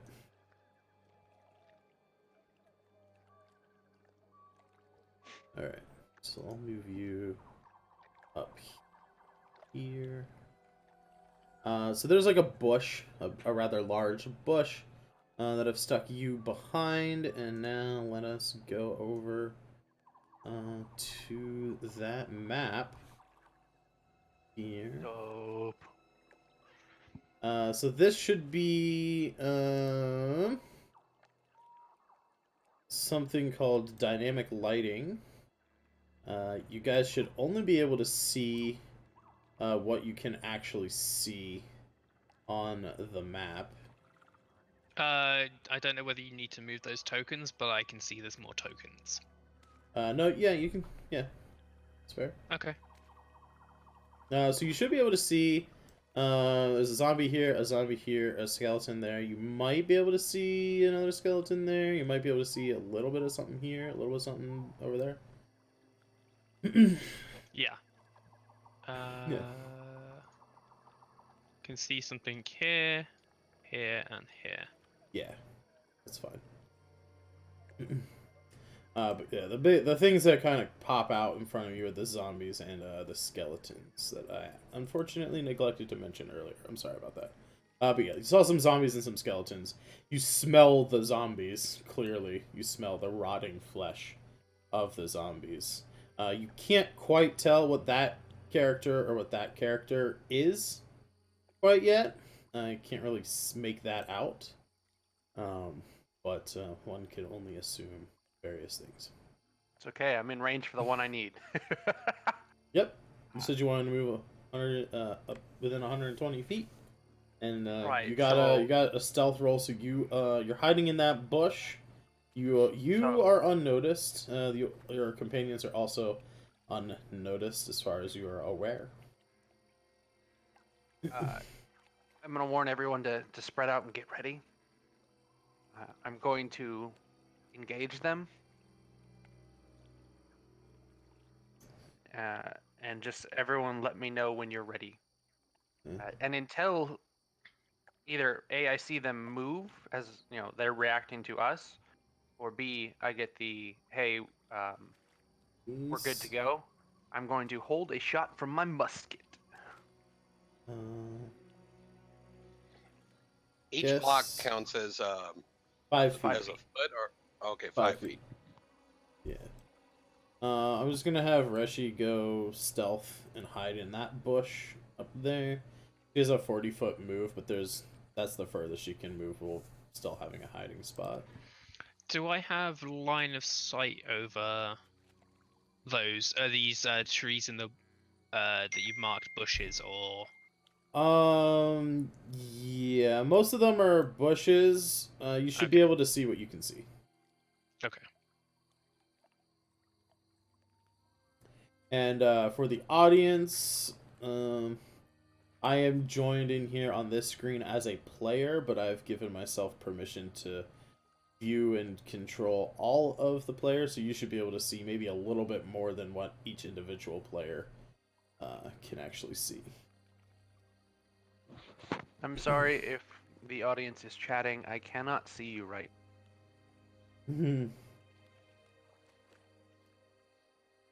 Chad is saying you could have used a guard or a townsperson as bait here. Missed opportunity. Yeah, I agree. But I wouldn't have got to basically snipe them with my sweet, sweet musket. That's true. All right, we all in position, ready to go? Yes. Turtle's ready. I'm going to, like a boss, just fire right into that one that's 120 feet away. All right. Any further, I would have disadvantage. Well, since you are attacking from stealth and they are not aware of your presence, you will get, I believe, advantage on this roll since it is a surprise. And before we... if we all attack at the same time, do we get to take our first? So if we coordinate it. Well, what I was gonna say is let us roll for initiative. Remind me how that's done again. So you're gonna roll a d20. You need to select the token as well. Yeah, in game you're gonna select your token so you can see the bubbles and stuff around your token. Then you go to your character sheet, and in the initiative box in the middle column at the top, you click on the word initiative in that middle box there. There we are. It should hopefully roll initiative. There we go. I killed it on initiative. I rolled an 18 and I have +2 to initiative, so I got 20. I'm going hot in this order.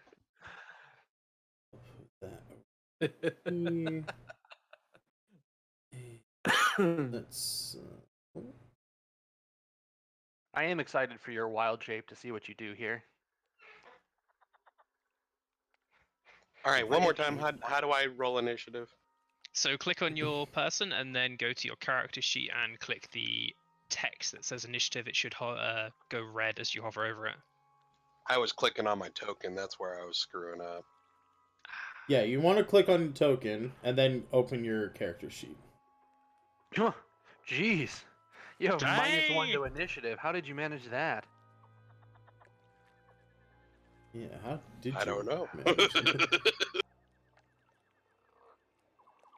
How do you have +5 to initiative but -1 to initiative? It's adding intelligence to it.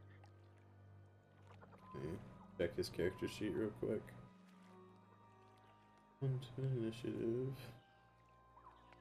Let's see if you added anything weird in your initiative style normal.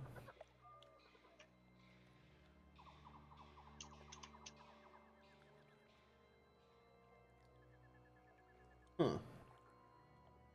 I'm not seeing anything on his character sheet that would make it do that. What is he? He's a life domain cleric, right? Yeah. I don't think he has anything about initiative due to his class. Huh. Yeah, he rolled a 17. What's the +5 from? Intelligence modifier, isn't it? Yeah, it's probably his intelligence modifier, but I don't know why. No, It's his intelligence is a 10.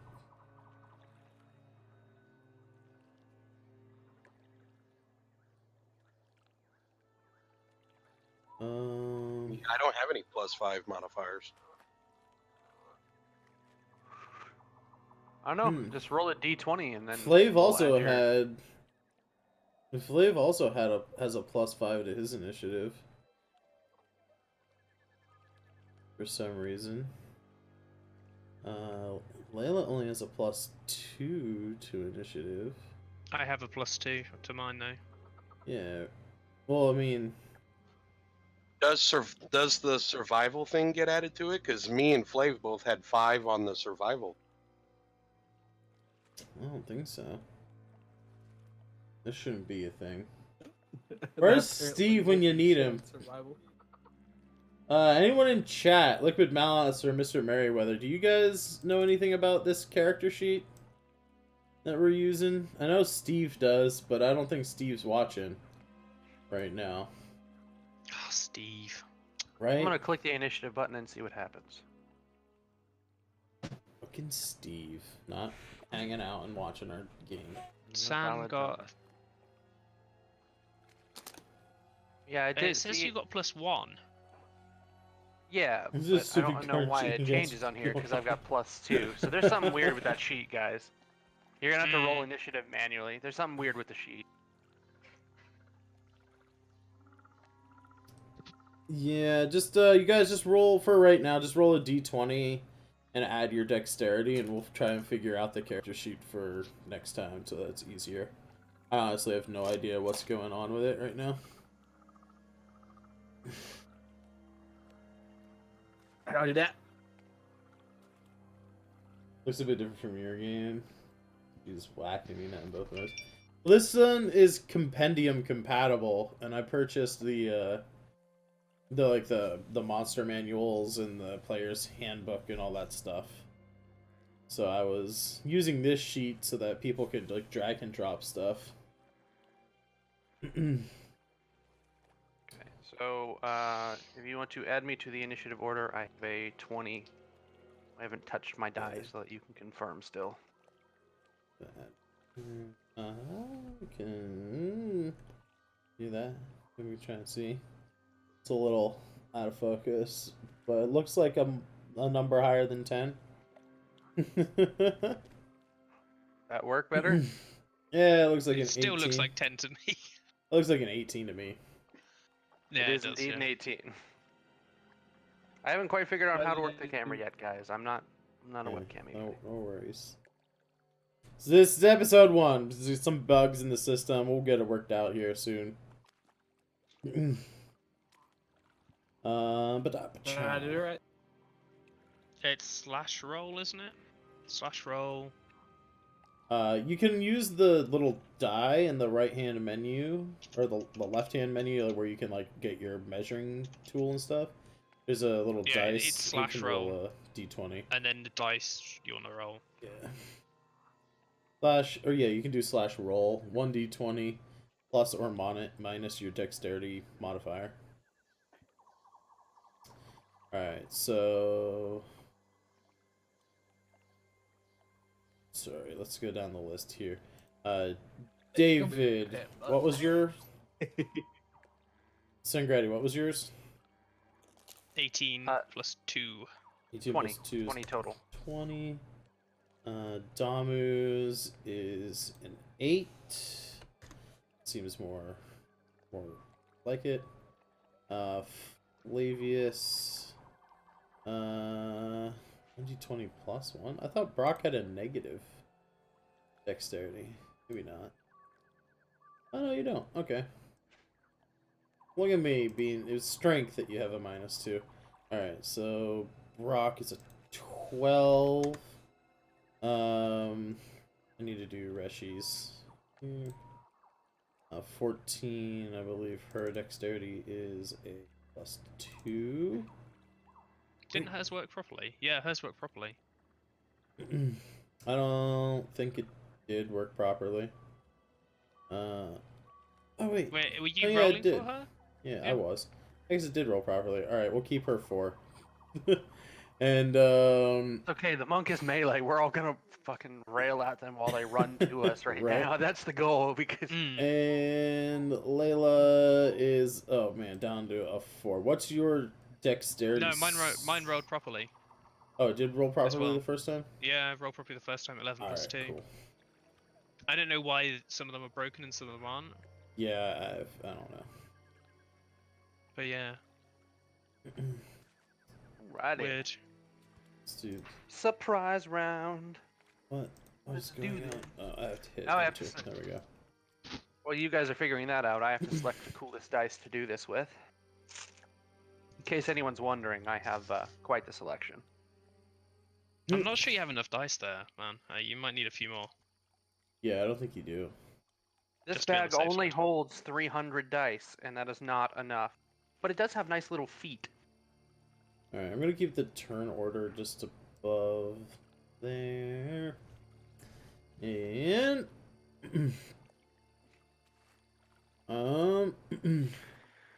let me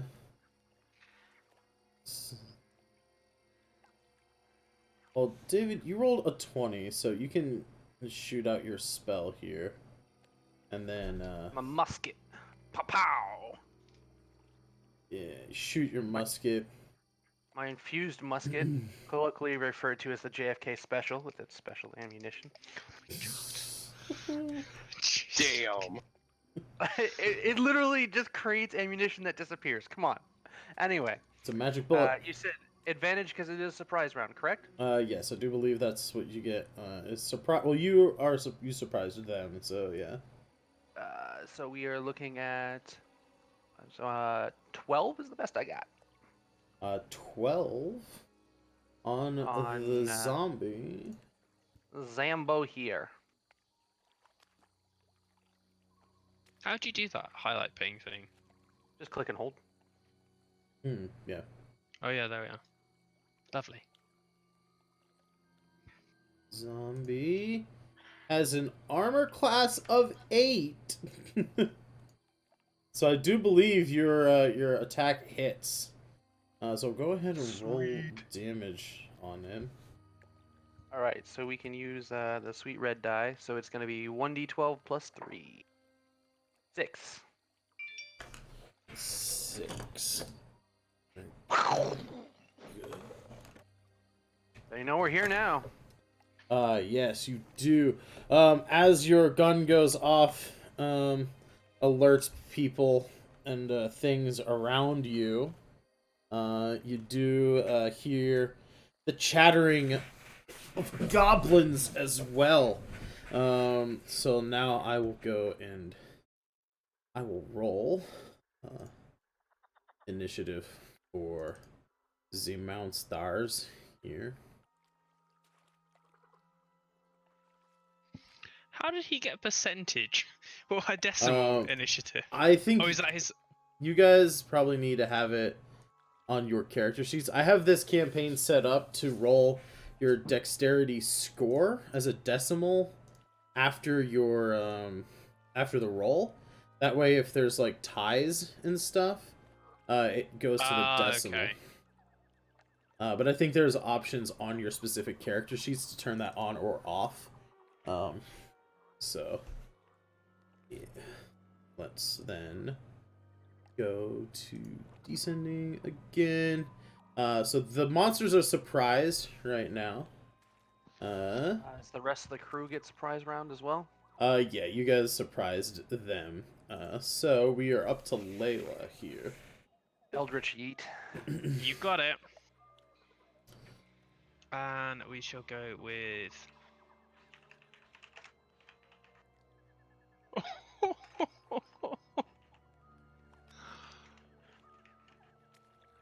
So yeah, a 22. How funny would they be if they TPK? And that's. Oh wait, no, that's wrong. How do I get it to do the damage roll So again? So you in click the the actual Eldritch chat, Blast. That. roll. Oh yeah. Hold on. In the actual chat log, you click the name Eldritch Blast, and it will roll your damage for you. So 5 damage. Eldritch Yeet equals Eldritch Blast 600 feet. Can you even see that far? Yeah, you probably see that far. It's only 2 football fields, you know. What do your elf eyes see? 600 feet's like half a mile. yeah, it's like half a mile. Miles almost 6,000 feet, buddy. So 5 force damage. You're going after that same zombie, right? No, I was gonna go after this one. Oh, the skeleton. Oh, sorry. Yeah. This zombie down here. Yeah. All right, cool. So that zombie takes.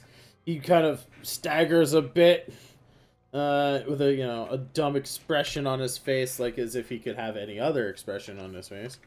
Oh, I figured out how to do it on the little adding the dex. If you go to the gear icon on your character sheet, below your initiative, it says add dex tiebreaker to initiative. Yeah. And then it'll roll it. So if I just test roll it, 14.14. I don't know where to put the turn order so that people can see it. Top corner by the clicky butts. I've got it bottom Here? right, just off the edge of the map. Yeah, but if I want to show the turn, like the chat log, so like people can see like rolls and stuff, I want to have it out of the way so I don't have to like constantly move it. I'll just keep it up here, I suppose. Hopefully, as you guys move in closer to the fight, I can like zoom in on the map a little bit more and get closer so the viewers can see things. Alrighty. So is there anything else? You shot your Eldritch Blast, knocked the guy, kind of recoils a little bit, stumbles. He doesn't fall down, but he takes your the 5 force damage. Any movement or bonus actions on your turn that you want to take? I'm quite happy here. Yeah, never mind. Yeah. I suggest we all hang out and wait. Yeah, just kind of wait for the next turn to roll around. That'd be good. Alrighty, Brock, Mr. Fuck Dwarf yeah. Boy. Liquid Malice, you're my new favorite. Ooh, Synchronicity. Take the blessing of bardic inspiration. Remember, you can swap your scene to show bardic as well, so that the chat knows that you have bardic.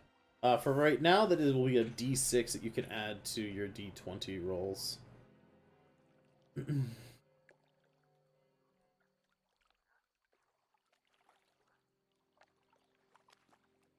Yeah, big spender, exactly.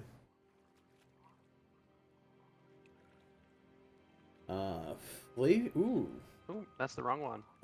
for Fairy Fire, you have to be within 60 feet of whatever you're casting it at. So you'd have to get, if you wanted to cast it on like these grouped here, you'd have to get to like that, basically to the end of the road.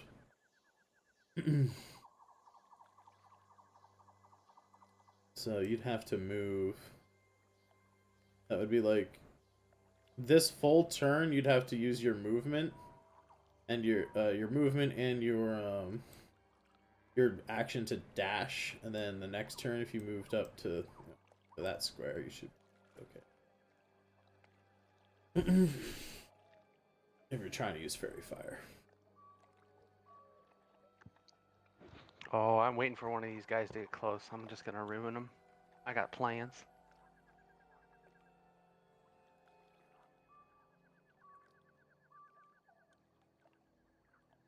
I can't hear you if you're talking, Flav. Okay, my bad. Classic mute button. Hey, I'm muted. Alright. So you use your Does that work? movement. I just want to go there. You just want to move up there? Yeah. Okay. I can't do anything from back here unless I can throw something further. But well, I don't know what all of your spells are, so I don't know if you would have anything. that's like my only. Yeah, I don't think you'd have anything within 125 or 130 feet. There are other actions you can take.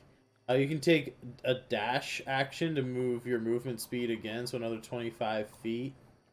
I don't want to get close without everybody else. What are you talking about? You can also use your action to take the dodge action, which if you get attacked, the attackers will have disadvantage to attack you. For how many turns? Can't just you hold until the next? Couldn't he hold a spell until they come after him? Or yeah, you could also hold a spell until they come into range. You can do that too. Fireball would be good here if they weren't level 2. You mean fairy fire? No, the chat said fireball would be so good here. And it would be good if they were level 5 I'll characters say and had fairy fire. fire for whenever they get close. Alright, so you prepare fairy fire. Yeah, some little sparkles of light kind of pool at your fingertips as you get ready to release the magical energies at any villains who approach you. We'll move on now to our cleric, our ninja turtle, who's not a ninja friend. Damu. I don't know. He did pretty good on that stealth roll. I'm gonna sit.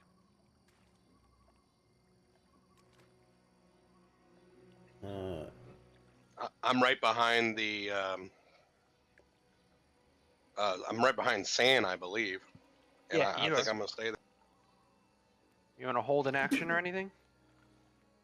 Yeah, you can hold. I don't know which one of my actions that I would hold that would actually be beneficial at this point. I don't know your character sheet. If you have, do you have like a ranged weapon? You can prepare like an attack from like a bow or something, or throw your trident at them. There's no. It'll only go 60 feet. I can prepare it, but it'll only go 60 You have disadvantage after 60 feet, and I enchanted it with returning weapons, so after you throw it, even if it doesn't hit them, it'll come back to your hand. Oh, nice! I was just thinking about that. I was like, you can just throw it fucking a mile. If it doesn't hit anything, it doesn't matter. There's no disadvantage. Okay, so do I need to move in front of you before I throw that? No. Like narratively in like these kinds of games, basically you like kind of just tap your buddy on the shoulder and you're like, hey, I'm gonna throw my thing, and they kind of move out of the way. Hold my beer. I'm just gonna yeet a trident a mile. Exactly. Right on. I do that then. You're definitely throwing at disadvantage, though. Yeah. What's the range on the trident? It's normally 40-60, so after 60, it's gonna be straight up disadvantage.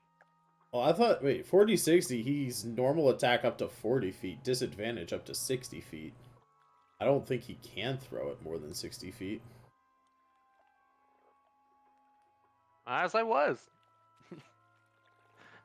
I mean, yeah, you could hold your action to throw the trident until someone comes within range. Or if you have any offensive spells you'd want to prepare. I'll hold the trident. I totally forgot that I used one of my infusions so that you can have a sweet, sweet teleport trident. Yeah, new characters, new problems. Lurking now. Later, guys. Hey, thanks for hanging out, Liquid Malice. Hashtag artificer problems. Indeed. Indeed. So, did you hear me, Foul? I'm just gonna hold on to my trident. Okay. Prepare an action to attack with the trident. Here's me trying to use the same mouse to go to my other computer. The turn order. Goblins are surprised. Reshi is probably gonna wanna use her movement. She's a melee character. She has 40 feet of movement. She could go up to that bush there. Let's do that. I'll have her move up to here. And then we'll use the stealth action. I can open this character sheet. We'll use the stealth action to try and hide. Let's see what she got here. 10 stealth. So that'll be... she dives behind the bush. And that'll be compared to the... an insight roll for the enemies to see if they spot her. And we'll do that secretly. So you guys won't know whether or not she's actually hidden, but that will be her turn. So moving on then. Skeletons. Let's see.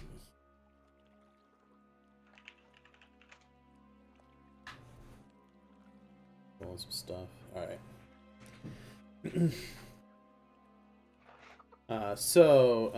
Skeleton's gonna move forward. Let me see how fast they can move. 30 feet, not bad, not bad. That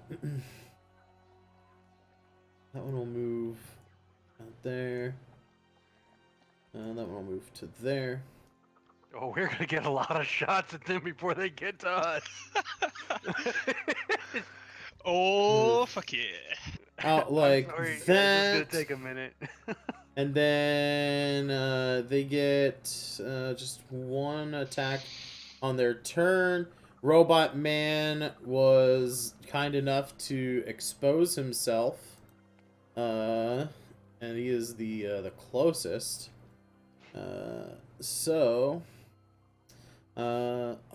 But Eldritch Blast Lady is also within the range. So one attack against David. We'll do that one first here. A 12 to hit on David. They have a 120-foot range. No, it's a range 80, 320 for a bow. Oh, 320, yeah.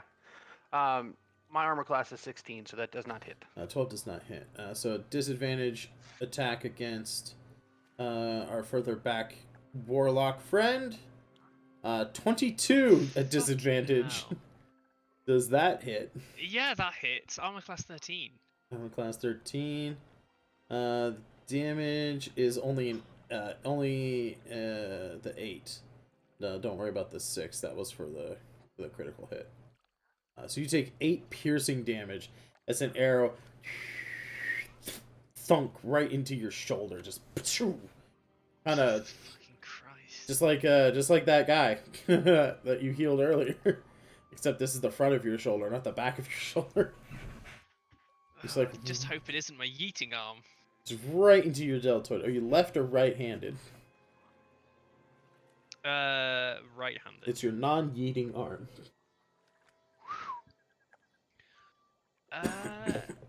Can I use wait, actually I don't know whether it's in range. What's the range? I'm just double checking on the range that I need.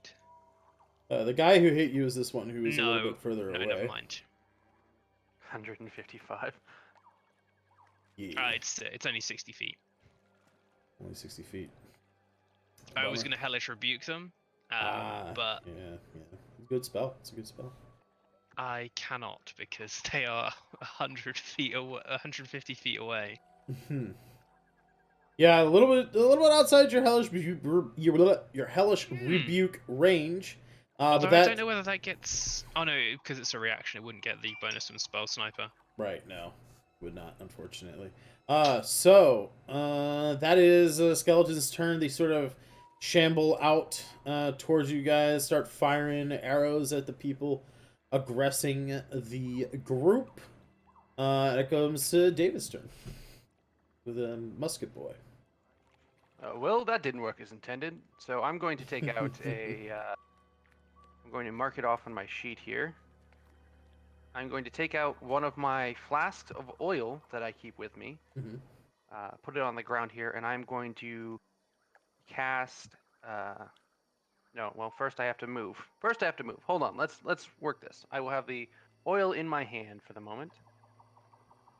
Okay. And I've got to move up.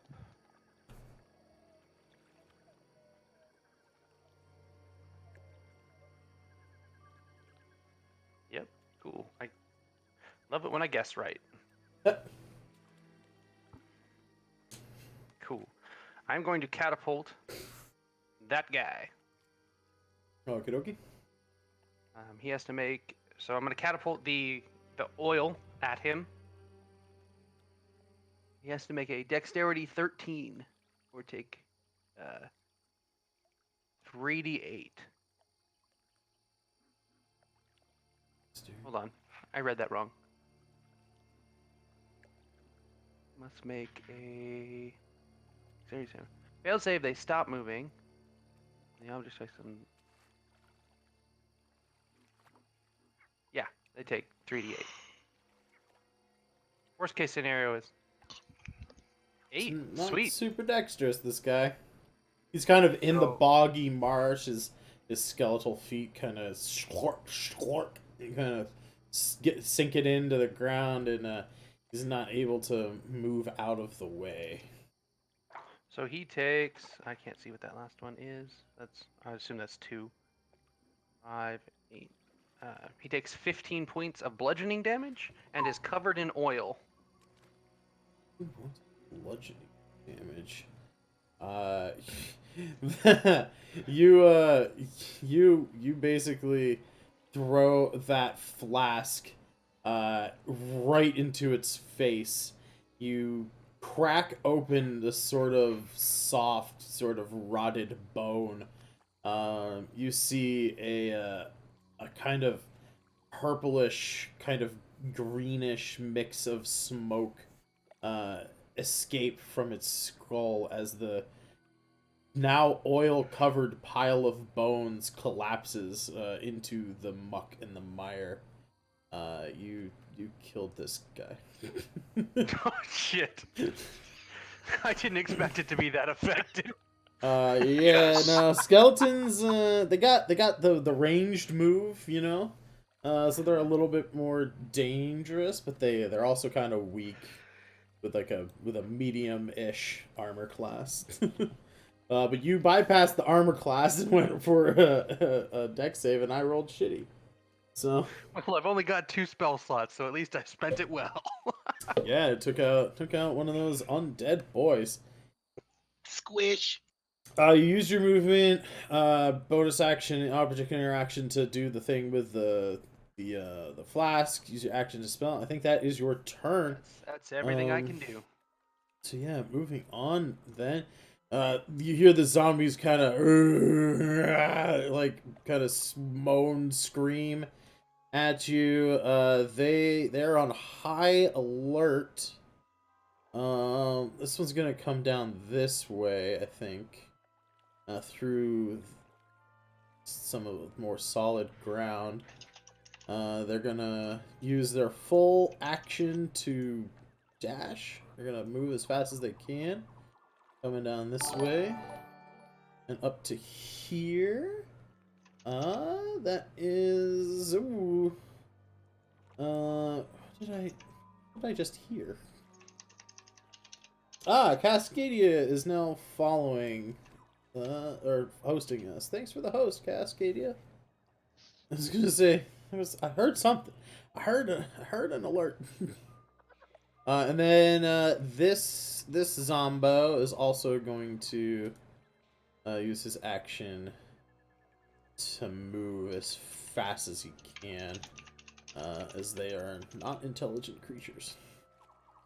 But that is their turn. Using their movement and their action to move again. So we will come to Layla now. The skeleton that you fired upon is still alive, but now you see some zombies rushing out from the ruins to the north, and they look like they're gonna be bearing down on Reshi and or David here. I think I'm gonna have to use false life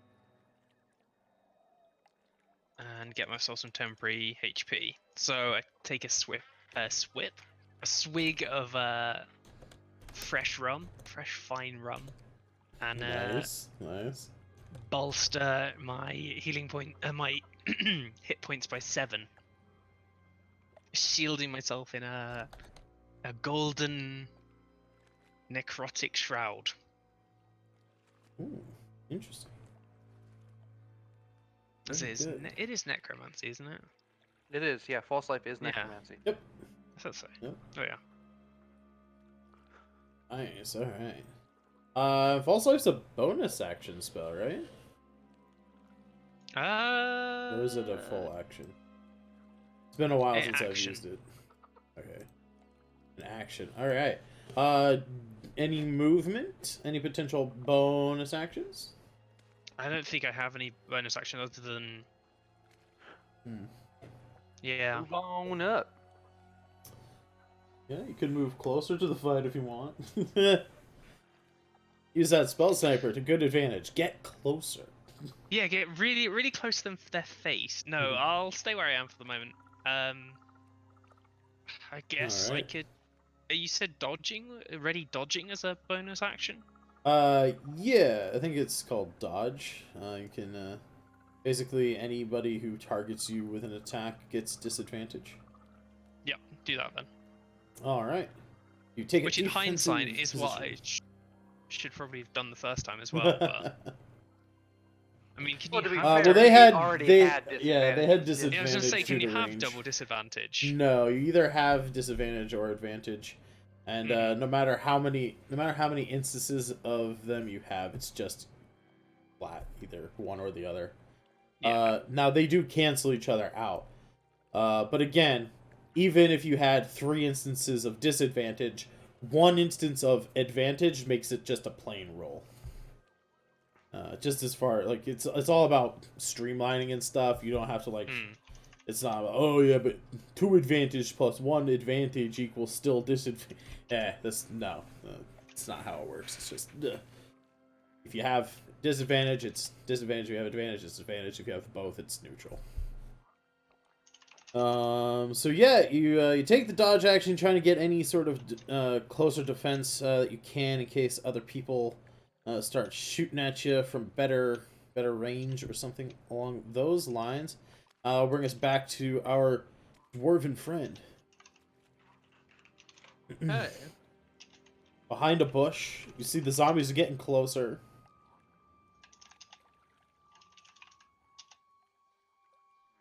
One of the skeletons died again, re-died. Apparently, if you throw a glass bottle at it at Mach 4, it just explodes. Yeah. I've already prepared fairy fire too. Yes. So you can either try and do something else. You would lose that spell slot, or you can continue holding it until those guys move another 10 or so feet. and then you can cast Or it I when could they move move in. 10 or so foot and still do it, right? Yeah, you can do that too. You can move up and then release the spell and cast it on them.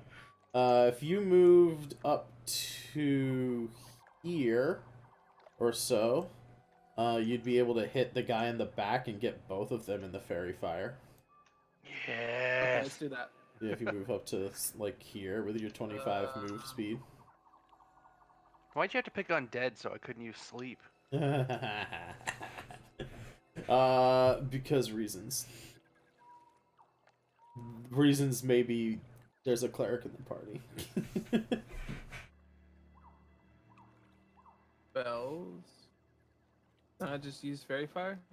Just Yep. updated the description. Lovely. Yep, you hit the fairy fire button. It is a, what was it? Dexterity saving throw. What is your spell save, DC? It should be at the top of your spells page. 13. So you broke up a little bit. What was that? 13? Yeah, 13.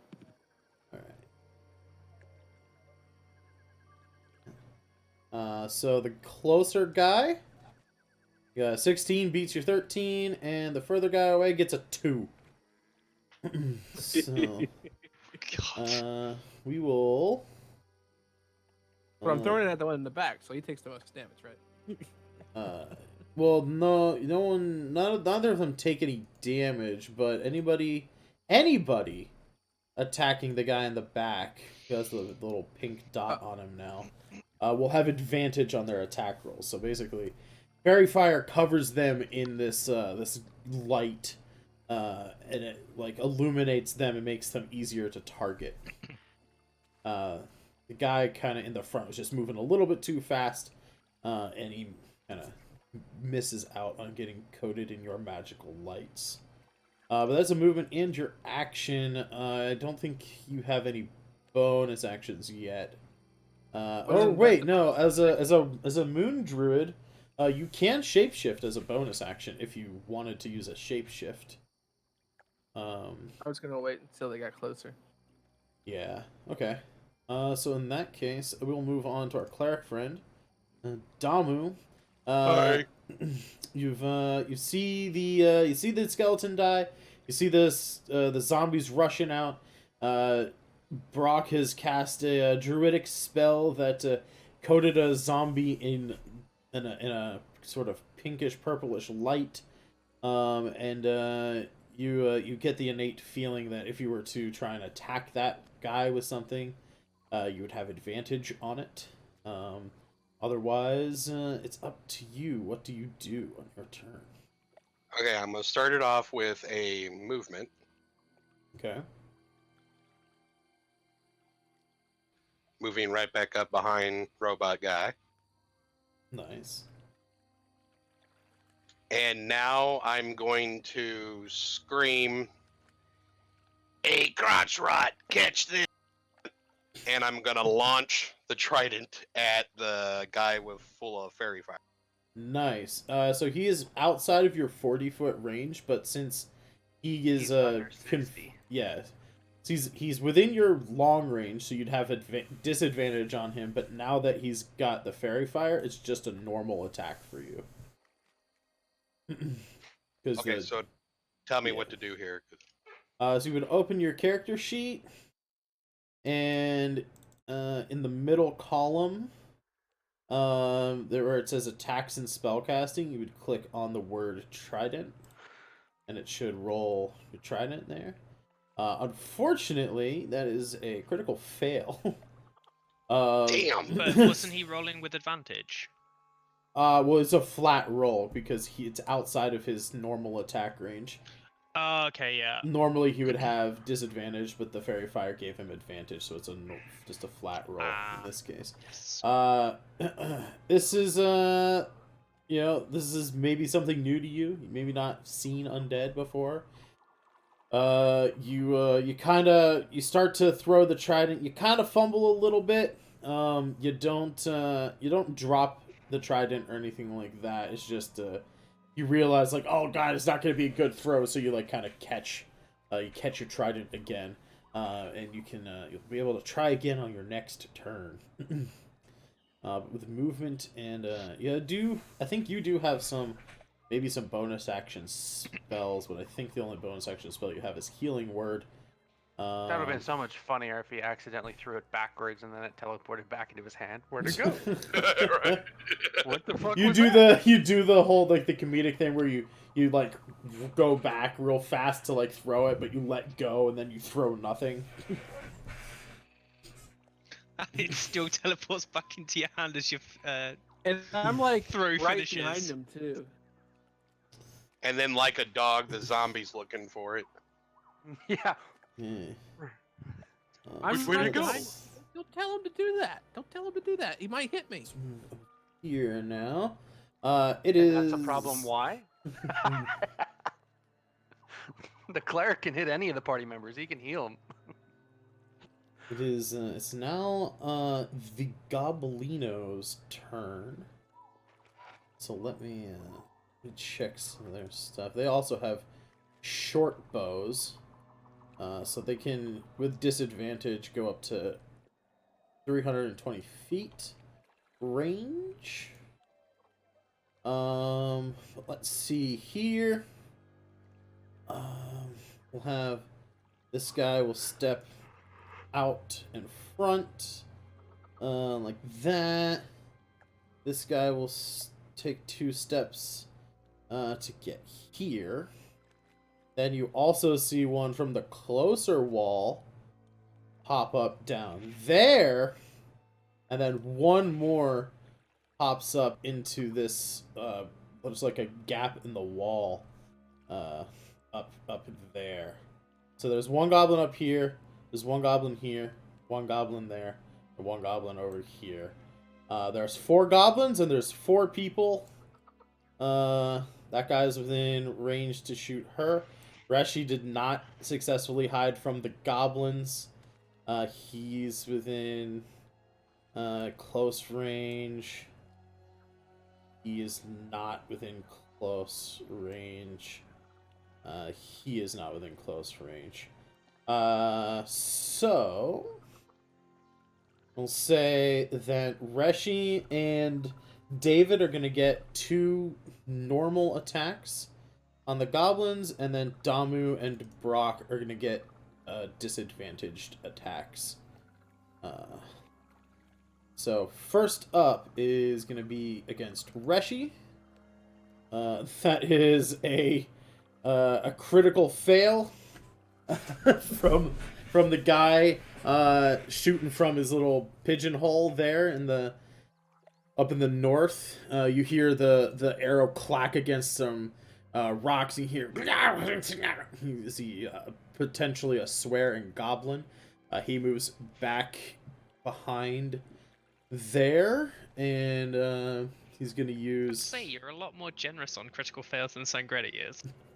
Yeah, so in my head movies, the way that worked is he pulled that back, and you ever do archery in like high school and stuff? Like, Yeah, I used to hunt archery.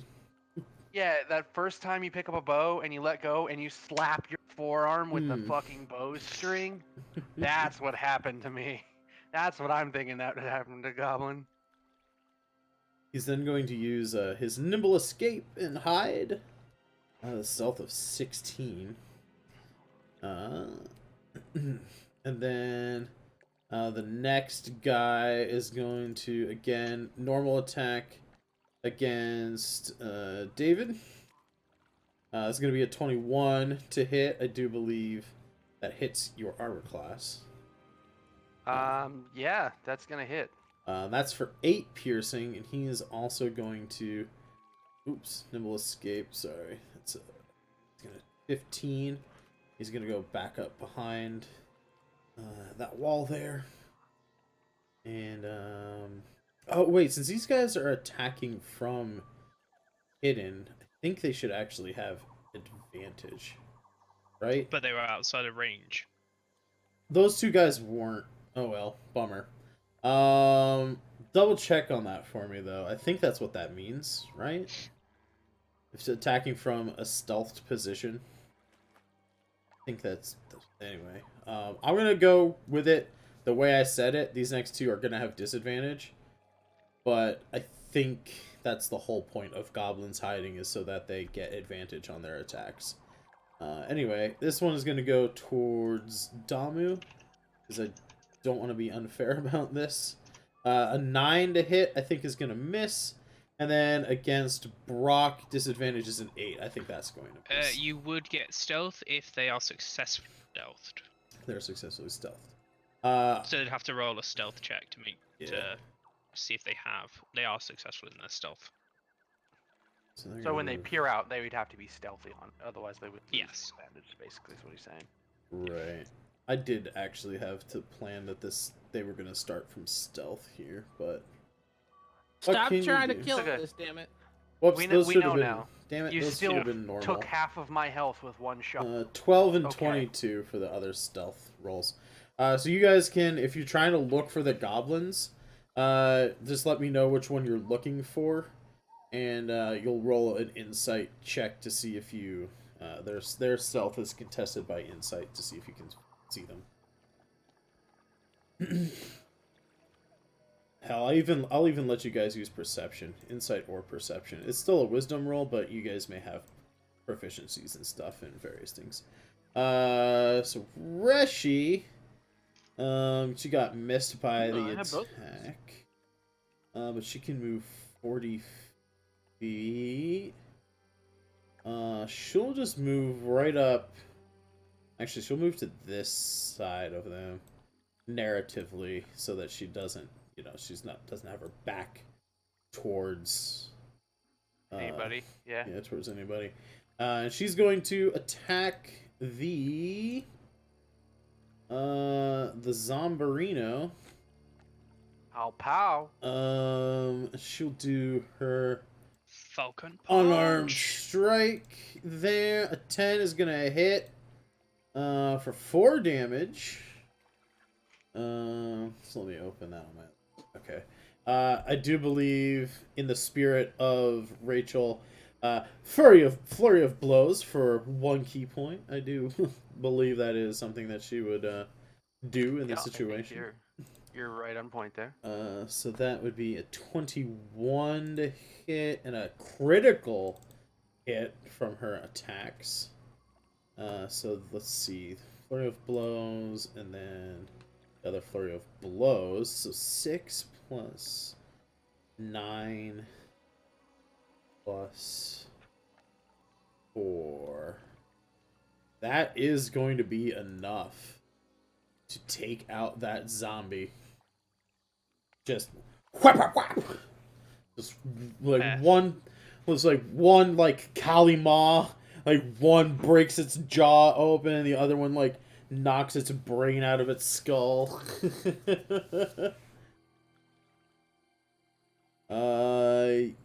Yeah, Flav, you can. Your turn's not gonna come up for a little bit.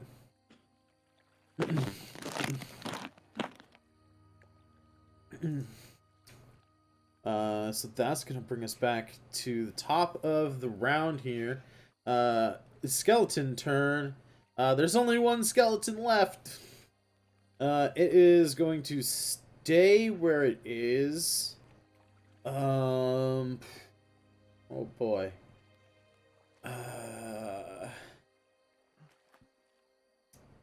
It is. I think it'd be either me or Reshi. Yeah, it's probably gonna go against you because you killed the other skeleton. Plus, your weapon is like extremely loud and attention grabbing. Yep. That's cool. So, I Fire do away, boss. believe. Are you within its? You're I'm at 90 feet from it. 90 feet. Okay, it'll step forward to there. Is that? It's 80 feet. That is within its range. So it shall attack you with a normal short bow. 13, I think, is gonna miss. Fuck yes, it does. Now it is. I was gonna say this could be Rip Sangretti if it doesn't miss. Now it is your turn. All right. So since I like being alive, quite a lot actually. And who doesn't? I can't heal sand, can I? No. Yeah, you can. You can. Yeah, you can. Yeah. He Regular counts as a normal creature for purposes of spellcasting and stuff like that. Oh, okay. Oh, I'm was going to gonna say- try and do the oil trick again. Okay. Yeet oil through its fucking face. I mean, Yeah, they're weak boys, so you could definitely probably kill them with a catapult again. So go ahead and make a dexterity saving throw, I guess. You're going against the skeleton, not the zombie, right? Yeah, because the skeleton is Okay. the problem. The zombies. Oh, there's another 8. Right. I do believe that is a failure. So we are looking at 9, 10, 11, 12 points, and it's covered in oil. 12 points of bludgeoning damage covered in oil. Points. It's covered in oil. He is beat the fuck up, but he is still standing. He's got, like, he's probably, you know, got a few ribs blasted open, you know, maybe one of the, like, his ulna or the radius, like, in one of his arms is kind of just hanging loose at this point. You know, missing some phalanges on his hand, you know, missing a couple of fingers.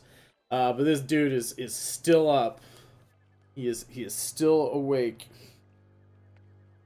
Somebody set that fucker on fire, please. Oh shit! That's I it, forgot you about- found. That's Damn. everything I got. Man, I'm so bad at DMing. I just remember that zombies have undead fortitude, and he should have made a con save. But he Yeah, don't took worry a about it. shit ton of damage. He's definitely not gonna. Yeah, no, he took more damage than that, and it's 5+ damage. So yeah, okay, zombie's dead. Just making sure. I'm not good at micromanaging Alright. things. It's my one weakness as a DM. It's forgetting what they do. Our archer Do you friend need is to fucked write up. yourself a list? I mean, I have a list on the character sheets in front of me. I just don't see it. No, I mean like a real list, like on the top of your monitor or something, just to go through the steps. Oh, maybe. Yeah, I should probably do It's that. what I do at work, just so I can. That's a good idea. I'll do that next game. Well, I put it on the bottom of the monitor so it doesn't get in the way of the monitor. But Right. the point remains. Yeah, so David, any movement or bonus action for you? No, I'm gonna actually.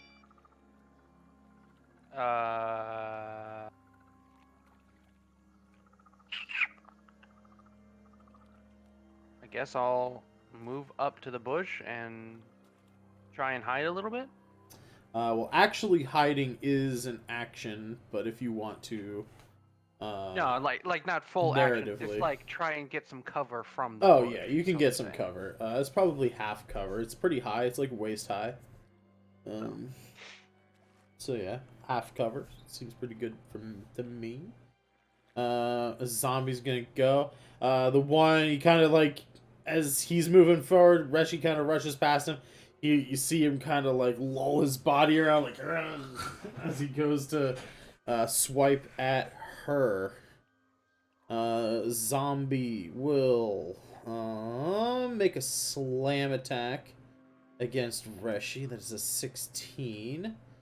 Reshi's AC is a 14, so that will hit her for 5 bludgeoning damage.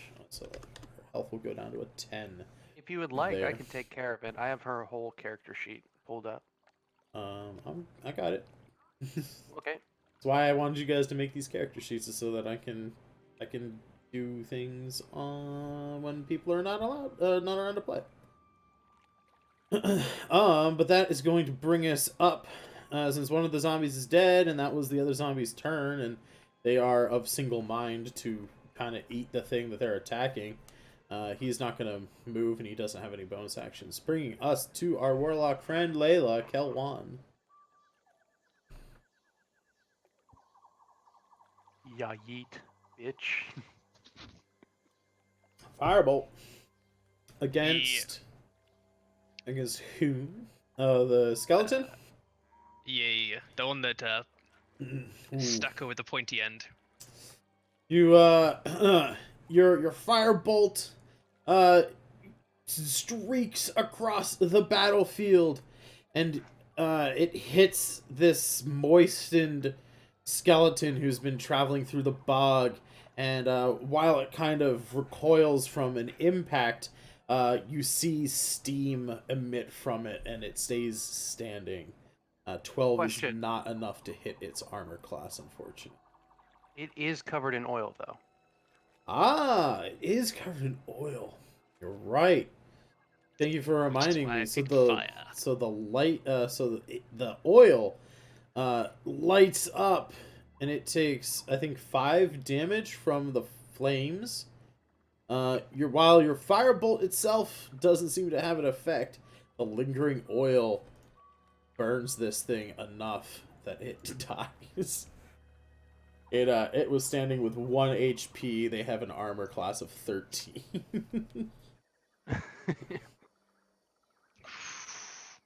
I would like to point out that there's only somatic components for catapult, and it only cost me 1 gold to get oil. That shit's a really broken combo. There's so Fair much enough. fucking damage with that oil flask as well. Let alone the oil damage. Alright, so I'll it do looks it. like Fine. you guys have taken care of the skeleton, so I'm going to remove them from the turn order. Any movement on your turn, Layla? No, she's just gonna prepare to dodge again. Alright. In that case, I Brock... worked out the range. Everywhere on the map is in range. Everywhere on the Literally map is- anywhere. Yeah. Yeah. We're honestly, for as much as I like to make more realistic, like, sized maps, simply for the view size for the audience, I'm probably not gonna make maps this big in the future even. So that spell sniper, oh boy, if they're within line of sight, you'll probably be able to hit them. But yeah, that brings us up to Flav. I don't know if you're talking, Flav. There we go. I can hear you. Cool. It is your turn, Brock. Okay, I am going to. Both So I can skeletons. actually do something this battle. Yeah, both skeletons are Turn down, into- and then the goblins are in hiding. There's 1 zombie left standing. Has it been hit? The zombie who's left standing, I don't think has been hit at all. No, it was hit by 1 attack.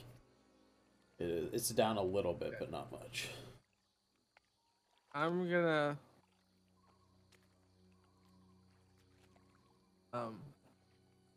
Let's go. Animorphs. Okay. That's right. What is it gonna be go today? wolf again. Wait. I can't go spider yet. Let's see. Right. Yeah, I'll just go wolf again. Wolf again? let's go. Alrighty. You're gonna eat the undead? Oh, your breath's gonna stink so bad. My breath stinks bad anyways. I haven't brushed my teeth in over 400 years. Bonus Alright, fair action. enough. Pachow. We'll just we'll move you again. We'll kind of move you to the back. Your actual character, and your wolf will be your new And avatar. I want to go there. I can move too, right? And I Yeah, can yeah. attack. So, how do I pull up this one's character sheet? It It should be in the folder for I your remember. yeah. wild shape form. I remember. Character sheet, direwolf. And you do get to take advantage on this. 'Cause you have pack Oh, tactics. Yes, the wolf has pack tactics, so if one of your allies is within 5 feet of the enemy you're attacking, you get advantage on the attack. So 17 is gonna connect on the guy there. So in the chat log, click the word bite on that little attack thing that just popped up. 8 piercing damage to the zombie. Take But I that. also get advantage too, right? Yes. Advantage means that you roll twice and take the higher number. So, see how it said attack 8, attack 17? We're using the 17 instead of the 8. Oh, okay, I see. Yeah, so rolling damage is normal. It's just the advantage affects attacks. Yeah, the only time you'd roll more dice is if it crits. Right. So yeah, that's a bonus action to morph. You moved your movement and you standard action to bite the zombie, and it is taken a good chunk of damage. It is below half health here. It's still alive, but it is below half health. It's looking like starting to fall apart there at the seams, as it were. That brings us to Damu. Yeah. There is a large wolf in front of that skeleton, but you can still attack. The zombie, rather. You can still attack the zombie without, like, Don't miss. cover or anything like that. Did you say I was in half or 3/4 cover? Half cover. I'll take it. It only comes up to your waist. I'll still take it. It's good. All right, I moved up behind the wolf, Oh, okie dokie. and I'm going to launch my trident Nice. at that zombie. Throw it. 10 is gonna hit. So in the chat log Yeah. there, underneath where it says 10, click on the word trident in the chat, and it should roll damage for you. 7 Oh, and damage. I get a +1 because of what Sand put on it. 8 damage. Oh boy. All right. I remember this time. So 8 plus 5 is 13. If he rolls a 13 or better, he's going to stay standing with 1 HP. If he doesn't, he's dead. A 20. It rolls a 20. Okay. This zombie, with its unwillingness to die again, you're like, oh man, it looks like he's about to go down. You see him moan, and you see some of the vapors of the magic that's keeping this thing alive start to escape, but then he kind of inhales it again, and he kind of stands upright. He's looking super weak, but he's rallied for this turn here. And there you go, back in your hand. I think that happens every turn too. I don't think that's a one-time thing. The Undead Fortitude just says, if damage reduces the zombie to 0 hit points, it must make a Constitution saving throw of a DC 5 plus the damage taken. Unless the damage is radiant or from a critical hit, on a success, the zombie drops to 1 instead of dead. Also, Neon Love coming in. Thanks for the 100 bitty cheer. Welcome in. We are murdering some zombies and some goblins. All right. So I still get a bonus action, correct? If you have bonus actions to take, yes. So I have 1. So like healing word, I think, is a Correct. bonus action. I'm gonna spell. use healing word on Sand. Hey. Oh. Nice. Did you I get like the? to imagine your healing word is just like, stop being a bitch. Did you get the on the Undead Fortitude?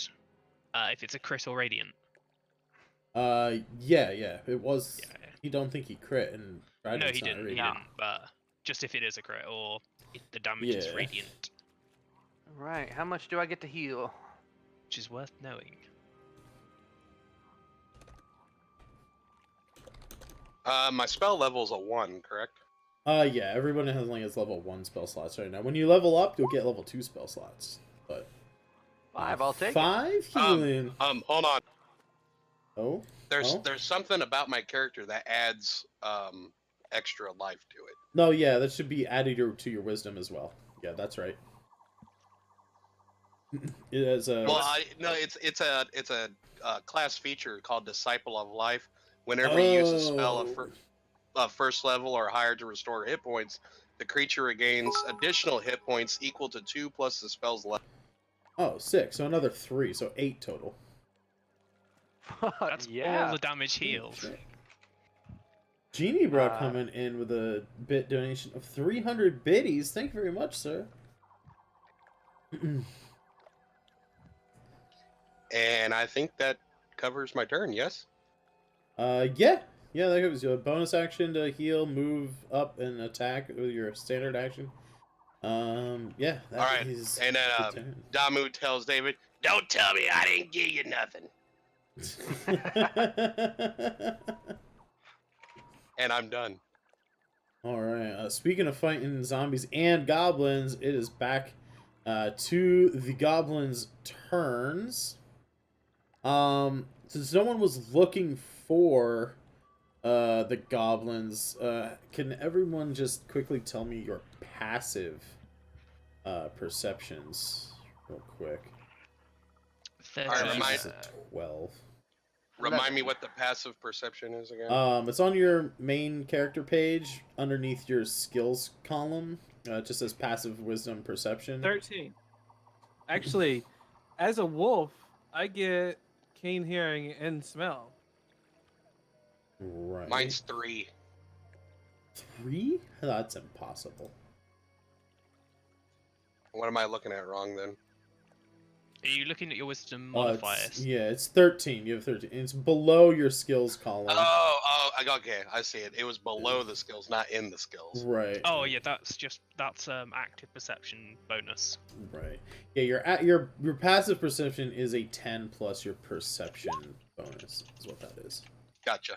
Okay, Wolf mine's has 13. advantage on perception. Here as well. It's true. The wolf passive when you have advantage, you just add 5. So you can add 5. I'll say they're making noise, and you could hear that. So One of them's got to be pretty pissed about that bowstring. Yeah. Slapping him on the wrist. Yeah. Meta jokes. That was a 20.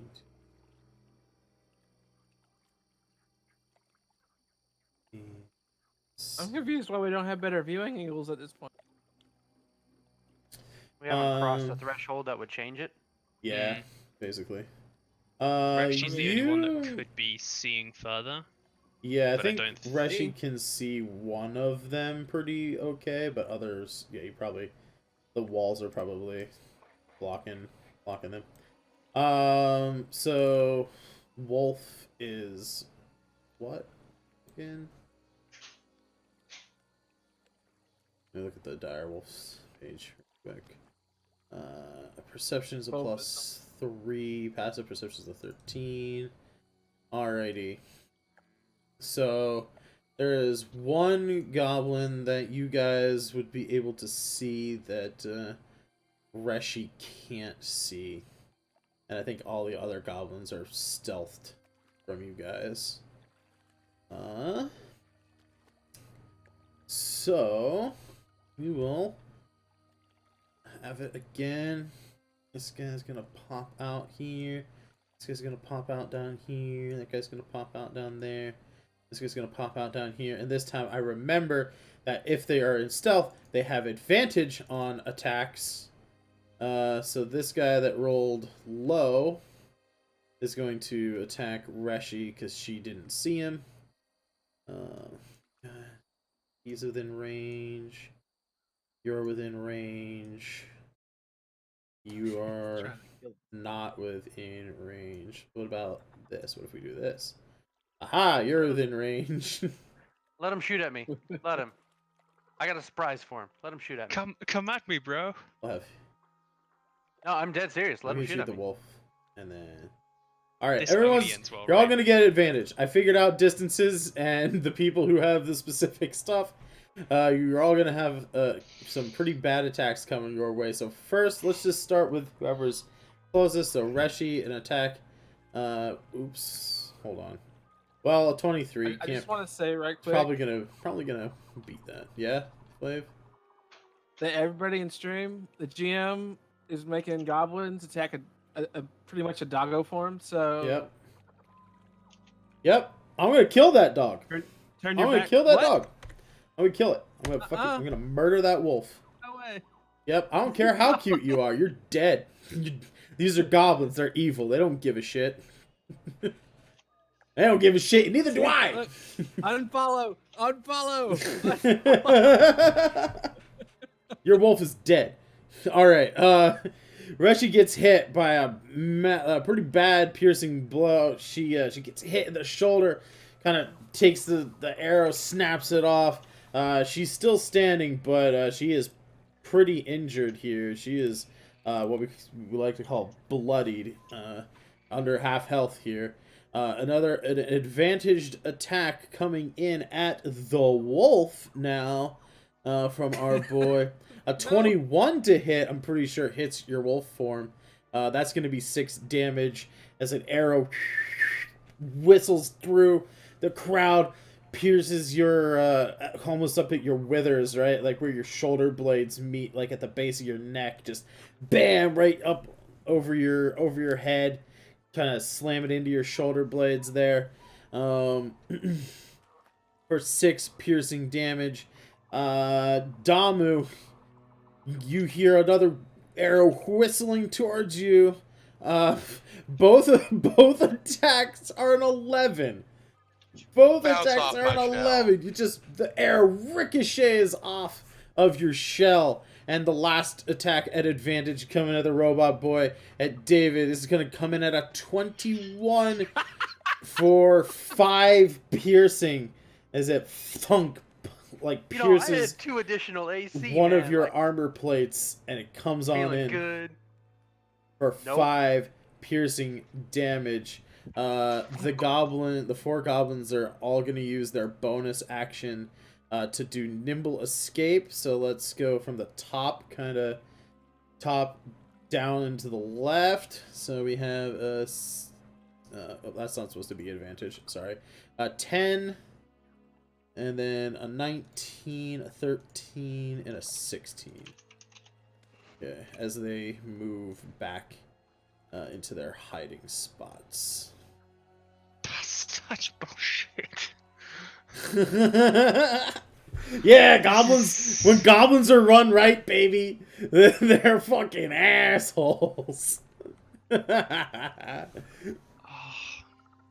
going to be the goblin's turn. Reshi is up. She kind of looks over at Damu with a look in her eyes of like, I'll take this guy out if you help me with my wounds. And she is going to try and murderlate this this zombie here. She's going to do an unarmed strike and use her key again to just inflict as much damage on this thing as it can to try and overcome its undead fortitude here. So, unarmed strike. Let me see if I can minimize this a little bit so people can see. 21 for 7 damage. Then flurry of blows. That's 10's gonna hit. She does it's have a 8. +1 to her damage. Remember? Her gloves. Oh, for the gloves, right? And then another flurry of blows. I'll add that to her stuff here. Is that just damage, or is that also Just raw on damage? just damage? Actually, I should probably read that before I tell you wrong. Actually, I've already given her a +1 to her attack and her damage. Yep, attack and damage rolls made with it, so you're Yep, right. I already put it in there from last week. Alright, so 7 plus 5 is 12, plus 6 is 18. 18 plus 5 is, what, a 23, I think? For Undead Fortitude is 5 plus the damage. So 23 is the number to beat, and he rolls a 5 and dies. Just explodes, evaporates. Yeah, she just, like, again, those key-empowered strikes. Much like what we described on that boat before we went did our broadcast episodes. She just channels her key into the zombie. Just punch, punch, punch. A moment goes by. The zombie starts to fall, and then just boom! Blast into gore. Just a bag of blood and guts is left on the that slowly sinks into the swamp. With the undead taken care of, your attention now can be served straight against the goblins. As we come back to the top of the round, we'll delete the goblins from the turn order. We are now at David's turn. Skeletons and zombies are dead. The various goblins are trying to hide from you, so if you're trying to go after a specific one, let me know. The northmost ones, probably not hidden from anybody. And then so this one had a stealth of 10. The guy who was down here had a stealth of 19. The guy who was over here had a stealth of 13, and the guy over here had a stealth of 16. So if you want to use your passive perception, go ahead. If you want to actually look for the guys, you can make a perception or an insight check. I'm actually just going to move up here, get my musket ready, and train a shot right here on this slit. Oh, okay. I'm going to wait until I see movement behind it. Like I think there's a goblin or something right there. And the second I see it, I'm just going to fire right into the slot. Nice. Alright, preparing an action to murder a goblin. Layla. Layla's gonna ready an Eldritch Yeet, ready to skewer the goblin that was popping out here, was it? Oh no, it was popping out this side. There was a goblin popped out over here, if that's the guy you're talking about. Oh yeah, sorry, that's one of my turn order now. And I was going to say, and someone else was over here. Yeah, so they were going to pop out here. Down there. Yeah, okay. Sounds good. So you're ready an Eldritch Yeet to skewer that person. Cool. Cool. Wolf Boy. Yes, sir? It's your turn. Wolves, I believe, have a 50-foot move speed, so you can go pretty far. Like, you could get in and around that wall to try and get to the goblins that are over in that area. Can I move to the wall using some of my movement, get a visual of the area? Yeah, you can move 30. More movement based on my eyes, what I see? Yeah, if you wanted to move 30 feet there and take a peek, you can do that, and then move the rest of your Let's movement. take a peek. Give me the visuals. Give me the visuals. I mean, can you see from where you are? I think you should be able to see. Can you see that guy? It's not changed anything yet. Really? Yeah, it's still black there. If I move you here. I mean, if you move me, it doesn't count as me moving. Can you see the goblin, though? Still nothing. No change. No change. Why? It's probably on the wrong layer, buddy. No, he's on the right layer. Oh, But duh. the token's also not me. Duh. Yeah, hold on. Move you this way. Hold on a sec. There you go.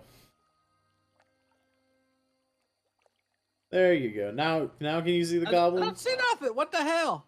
How do you not see the goblin? Or maybe something. Oh, is it underneath my stuff? Hold on. Okay, yeah, I see it now. There should be a goblin right there. For you. So at any point during this, can I point out specifically where they are for? Yeah, you can shout out that there's one right behind this wall.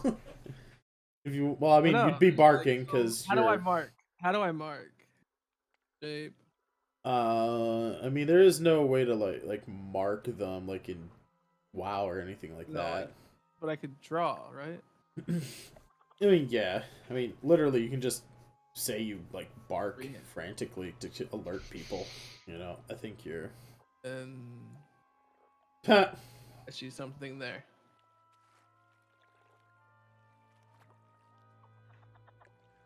Does that work? Yeah, it should Woof work. woof. Yeah, the problem is we can't really see it because we can't see it. Yeah, we they're got gonna have to they're gonna have to move and stuff, but they are now aware that there's a goblin there, which is going to negate its 19 stealth for everybody else. What is it, Yeller? What is it, boy? Timmy trapped What in is the well. it, Skippy? Yeah. There. I'm just waiting to Lots of- just assassinate this freaking goblin that comes to this slit. It's But gonna yeah, be you so come bad. around the All right, corner, so- like you start barking.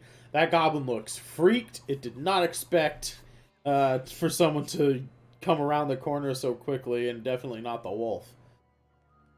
All right, so here's the question: if I'm behind the wall, Right. it shouldn't be able to attack me, right? Well, yeah. I mean, you would have cover against it if it doesn't move. Like on its turn, it could, it can move. So like, Okay. you use 35 feet of movement. So if you wanted to like move back around that side of the wall, it would have to move around like that to like see you, right? So I'll go like right here. So yeah, that's fine. You go around that side of the wall. You won't be able to see you. Let me move your character over there. That. But now I know where they are. Yep, now you know where they are. And you can even hold your action to attack him if he comes up to attack you. And that way you would I'll attack do him first before he would get his attacks. I will hold my action to attack him if they come around the corner. Sounds good. All right. I'm getting good at this. Yeah. Damu. Reshi's looking pretty injured. Goblins are hiding Yeah, in various places. I'm gonna move up to Reggie real quick. Mm-hmm.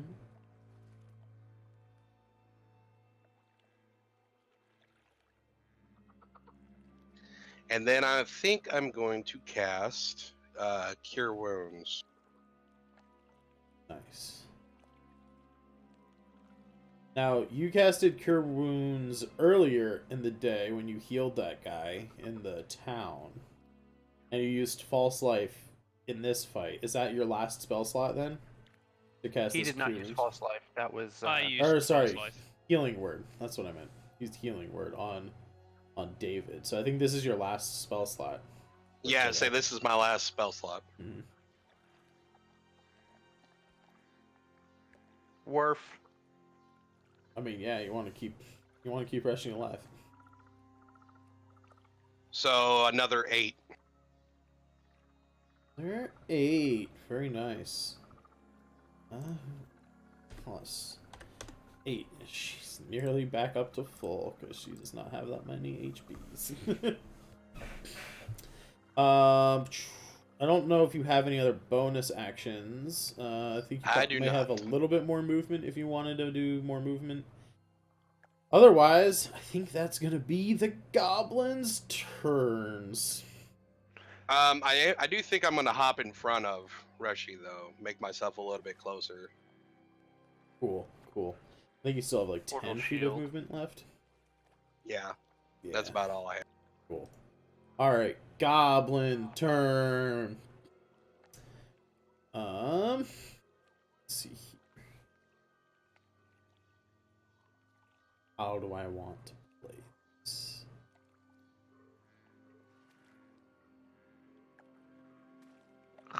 Alright.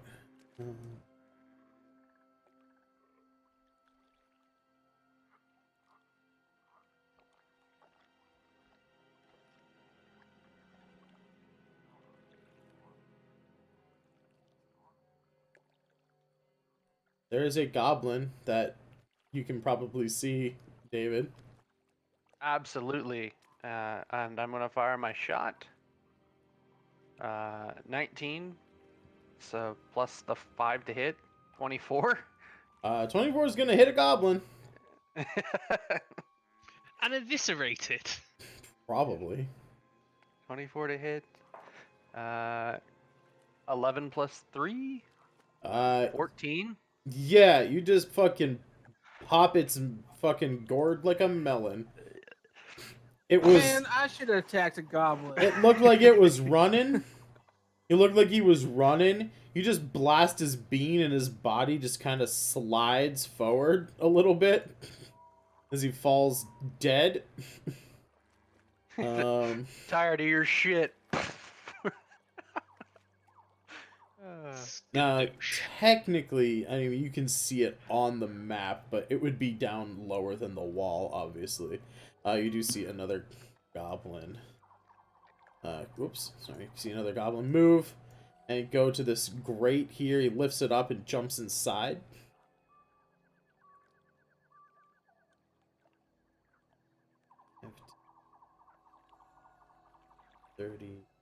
-5, 20, 25. Another goblin makes it just to the grate. He is standing on, basically on top of his buddy's dead body. He has not made it in there yet. As in, can we see him there? Or I mean, if you can see him, you can see him. I know David's got line of sight on him. Is Good, I- I've got time to reload. I can see something there. Then you have line of sight on him, yeah. He had to use all of his movement to get there. The one that you were training your action to fight is moving right now. I don't know if you can see him. I can see him here, so I'll take Yeah. my action. Yep. Let me just grab me a sheet. And yeet. 17's gonna hit.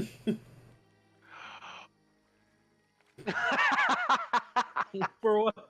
1 force damage. You 5, 10, 15, 20. He's running across the water. As his, you hit him right in the ankle, and he takes a somersault. But he's nimble. 25, 30. He makes it back up to his feet. He's gonna take the dash action as well. So 5, 10, 15, 25, 30. He gets there. Looks like these guys are trying to make an escape. Aha. Oh, I should have killed him. Reshi's turn. She will likely try and chase these guys down.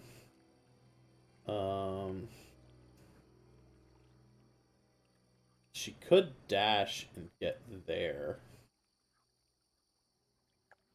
Wouldn't it be 80 feet of movement? Well, there's a goblin right there. So she could Oh, dash and yeah. get within range, but then she wouldn't be able to attack on this turn. I think. I mean, you guys can help me make the decision here, but I'm thinking maybe it would be a better tactical decision if she moved up to that wall and kind of hid behind the wall, because then on her next turn, she can get anywhere within this room. Oh, I can't see shit, so Yeah, definitely. Yeah, I think you're right. The wall is probably the play. Wall's the play. All right. So That she'll way move. she can just be whacked and be in the way. Yeah, that's what I was thinking. Is like if she just moves up there and is just standing there and she No way. can't do anything, she can't dodge. Or I guess wait, she could use her key to dodge as a bonus action, right? could she? Or Well, wait, she's no, got never ice mind. breath, She hasn't only she? has. Yeah, she has ice breath. She But that's could also totally an run up. action. That's an action though. Ah, And she only has 2 key point because she's a level 2 monk, so she's already used them on Flurry of Blows. Yeah, wall's the more tactically sound decision. All right, David. I don't want to. Alright. I honestly don't want to murder a player by bad choices when they're not here. So, but I know she's battle hungry. Yeah.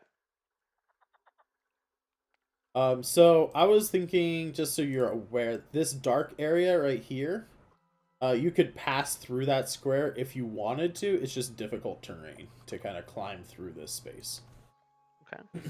Well, Don't I am block that, going Sangretti. to don't block. I'm not going through it right now. I can't reach that. Okay. I'm gonna shoot this other dude in the face. Nice. So I'm gonna line up and fire. I'm gonna use my bardic inspiration because that sucks donkey dicks. And then +5 to hit. So we have 8 + 9. We're looking at 17. 17 will hit the goblin. Probably gonna murder another goblin. God, I hope so. God, I hope not. 9? 9 is going to blow up another goblin. Yes! Boom! Ew. You blast out this way. You fucking two dead goblins. And just creating a pile, guys. Yeah, creating a pile indeed. That'll bring us up to Layla. One of them I'm got gonna away. hold- I'm still gonna chase him. Hold an action on that point. Okie dokie. Hold an action on that point. Brock. Wolf Mother. Anybody want to give me pointers of where stuff is? Hey man, if you just run around that corner and just haul ass until you run into a goblin, you'll be fine. You have, what, 50 feet of movement? You'll run into a goblin well before you run into attack range. What do I see when I... Well, you have to move your character first. Because you won't be able to see. Yeah. So there's one right there. Yep. Is there another one around the corner? You don't think so. Or, I mean, you don't know, but you would have heard, like, a grate opening and slamming closed, and then two other shots have rung out, and David's been pretty happy, and you've only seen 4 goblins, so if you're looking just by numbers, there's probably just this one left.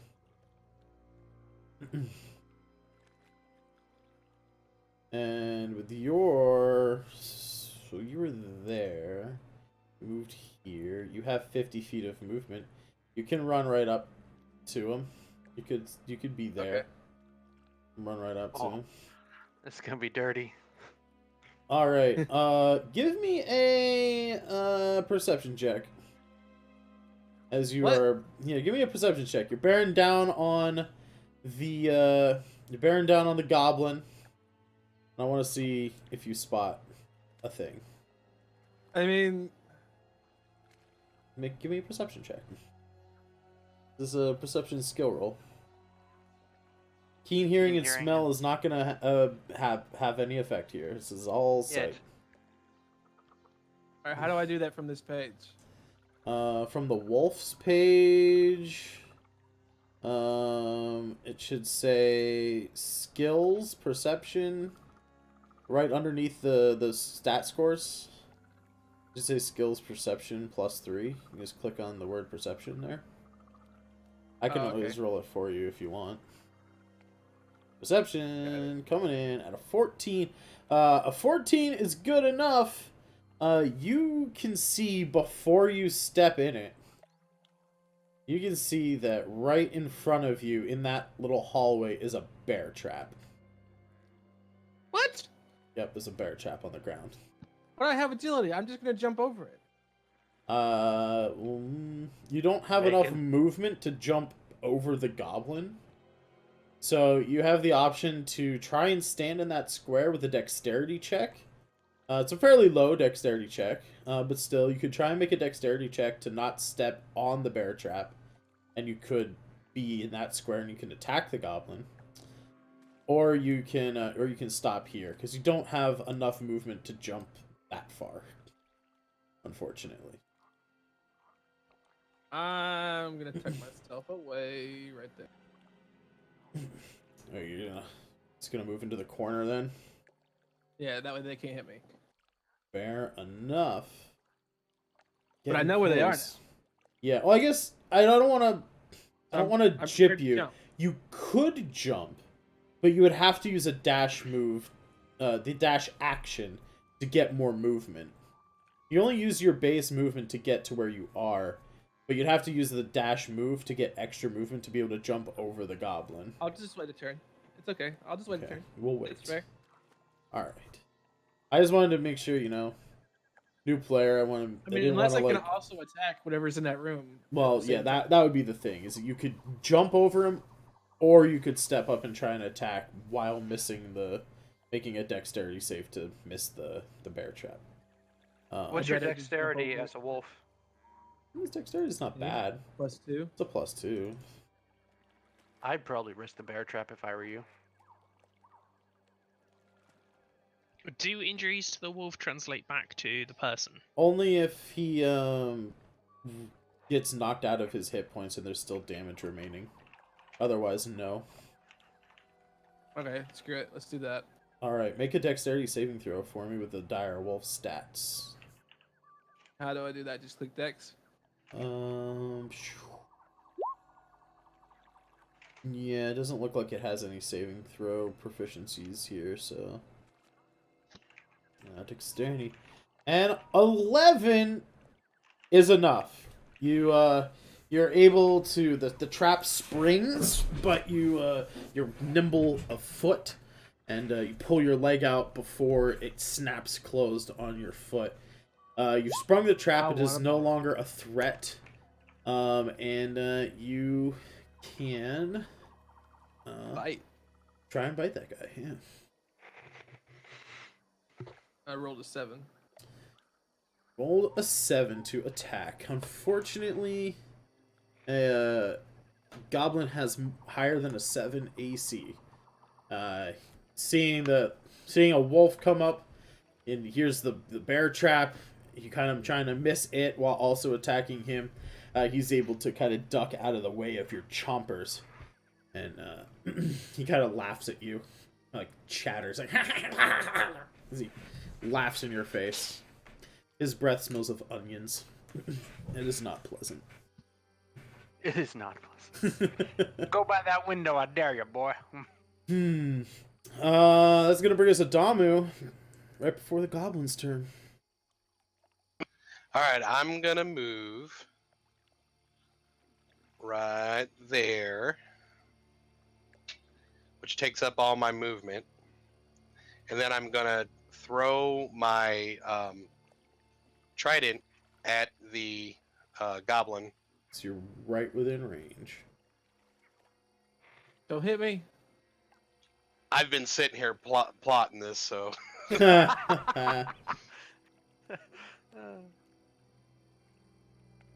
11 is not quite enough to hit his armor class, unfortunately. Yeah, nimble Does, little guys. Does sand stuff add any pluses to it? It's +1 to your attack roll and +1 to your damage roll. Even a 12 is not quite enough to hit a goblin, unfortunately. Yeah. Okie dokie. But it was a wonderful throw. Yeah, it was very nice. Too. It was so pretty. Very nice indeed. It's okay. And, There's still yeah, a window for I him think- to run by. I think that's all I've got. Alrighty, this goblin's turn now. He is going to...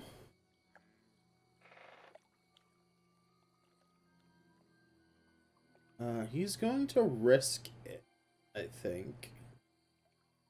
Or maybe not.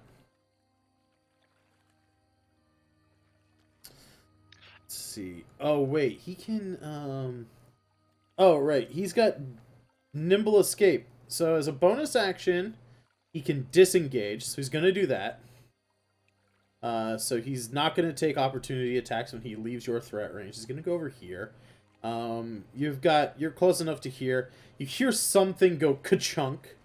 And then he is going to use... This is object interaction.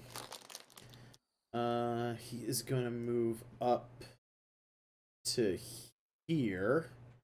And he is going to try and do something, but I believe that triggers a held action.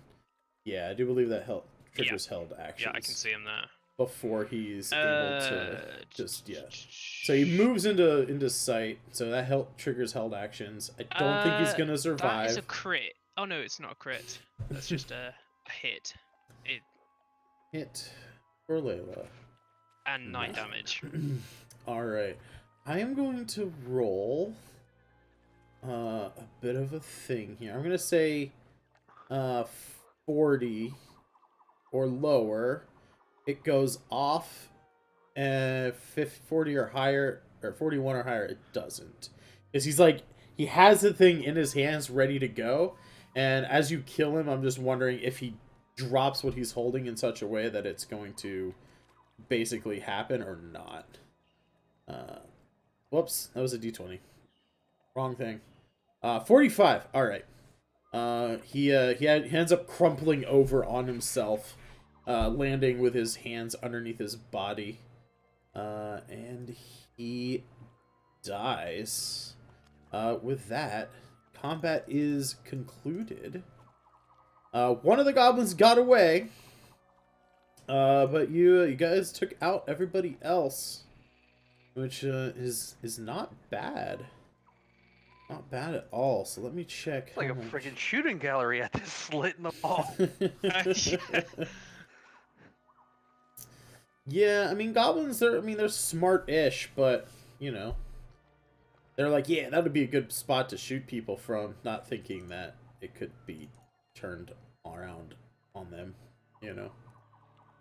That's also that, and that is also that. Alright. So let me do some mathematics here. Real quick.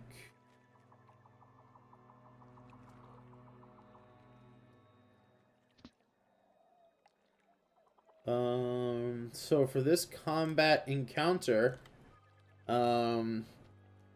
you all receive 80 experience points each.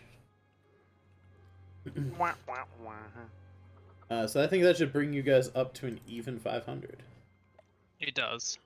Did we get any experience earlier for healing those people, by the way? In the temple? I'd like to reward that kind of RP stuff. It was pretty simple. You used a spell and some stuff. I'll say, how about another 10? So you 510 experience points. Woo! For that. And we needed 1,000 to level up? You need 900 to level up to level 3. 900 to level up. Yeah, so you're over halfway. So is that just them that gets that? No, I'm gonna give it to everybody. I mean, I want to keep the party relatively... it would be fair if it was just them, so... True, but I like to keep the party kind of all on the same level. It's just easier. Normally, when someone misses a session, I only give them half XP, but Rachel got sick, and it was not, not her fault. Plus, she was nice enough to hop in our Discord call so that all the scenes and everything worked well today. So, Question. Moving forward, I'll probably do half XP for missing players, but... Can I roll investigation and see if there's anything of use and/or the goblin corpses? Yeah, sure. As a side note, are we finished for this session or finishing for the session? Yeah, we will be finishing here pretty soon.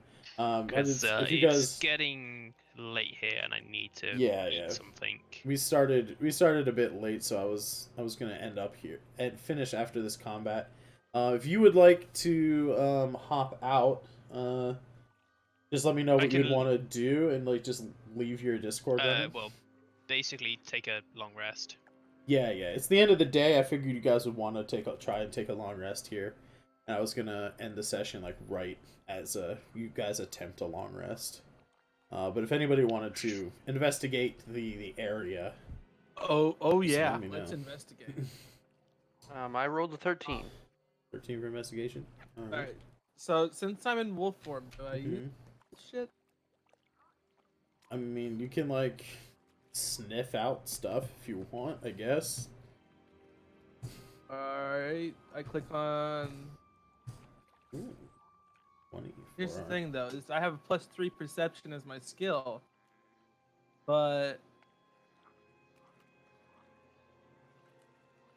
I have 5 insight, and 5. I have more perception as a... No? I mean, you don't have to be in wolf form if you don't want to be in wolf form. Let's do wolf form, mate. I'll go out of wolf form, and I'll use my perception plus wisdom. Sounds good. Alright, so you are in there. First thing you notice is there's another bear trap immediately to your right. And I'll also roll inside.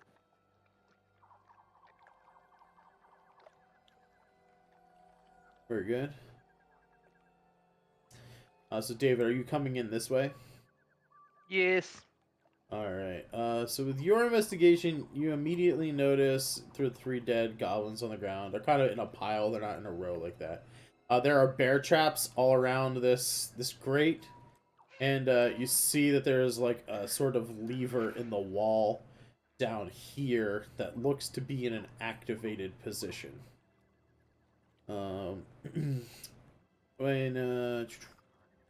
with Mr. Damu's 20 investigation, you know that there is a poison spray trap in this hallway linked to that lever. Oh. You also find the bear traps and stuff. The goblin that was trying to do something sneaky before he went down the grate, he has a bag full of caltrops. He was gonna throw them all around this room that you guys would have to walk through a field of caltrops to get to the grate. With your 20, if you search over this way in the ruins, I'll just move you over there. You see this little area. It looks like a small little encampment. And I'll take the roof off there. You see a bunch of bags and some crates and a barrel and a small little campfire that's not currently lit, and a small bedroll. With your investigation into the 20, I mean, it's pretty good investigation. You find some adventuring supplies. I will say an explorer's pack within the crates and stuff. You find like 10 days worth of rations and a gold pouch with 20 gold in it. Also some like stuff to like, you know, flint and steel and various things like that to light the campfire and all that jazz. And then with the perceptions and insight, you're not familiar with all of the signs and stuff of this area yet, Brock, but you do know goblins. Like, you know what they are. They live almost in every environment. You would know, you wouldn't know specifically, but you do know that these banners marking this keep here, this ruin, you would know that these are goblin war banners, marking this as goblin territory. You're not sure what tribe they are. You don't know sort of who the tribe's allies would be. But you do know those are like a telltale sign of goblin infestation. And then lastly, as you guys are investigating the area, you check the goblin bodies specifically. You found the bag of caltrops. You can add a bag of caltrops as 50 caltrops in it. But you also find each one of these guys, among their rusty swords and their, you know, bog standard, pun intended, short bows, and their crappy, you know, weathered leather armor, none of which is really going to be any better than the gear that you already have. You do find something unique. What you find is they're each wearing a medallion around their neck that is of a skull and crossbones. If anyone who wants to investigate these things, I will take either history or religion. Sure, I'll shoot a religion check into that. Or even Arcana. I would say even Arcana, and try and check those. They kind of look like holy symbols to you. Alright. 8 plus 5. 13. No better than the last one. And if anyone else would like to roll, I don't know if Damu is trained in. All right. So what about or anything. What about survival? Wow, I failed hard. Ooh, you did. I used up all my good rolls shooting goblins in the head. What did you ask, Flav? What about survival? Survival would not apply to this. We're looking for knowledge of like arcane or religious symbols. History is even debatable whether or not it would apply. I could use survival to kind of figure out where they might have stashed everything or put their traps. We've already done that with investigation. We've uncovered the traps. Darn, I could have used survival too, though. I meant like where they would have stored all their goods. Again, survival is more about how to actually survive in the wild. Investigation is about uncovering clues and hidden objects. Sorry, bud. You'll have survival has advantage. Well, it doesn't mean the same thing in the rulebook, unfortunately. So a 13 on a religion and a 3 on religion. You guys, it's fairly relatively well known for those who are in the know, as it were. These are the symbols of a demon lord called Saz-Garoth. It is known that this demon lord wants nothing more to conquer all planes of existence, and it will do so with pretty much any means necessary. But he is very well known for employing the undead as mindless, tireless legions of armies and slaves. These goblins having these medallions seems like maybe they worship Saz-Garoth, maybe they somehow are related to him in their tribe or whatever. You're not quite sure. What you do know for sure with the 13 is that them having these items is probably what allowed them to either go unnoticed by the undead that were here, or, and what you're not sure about this with the low 13 roll, you think it might have allowed them to actually kind of give orders to the undead. But okay.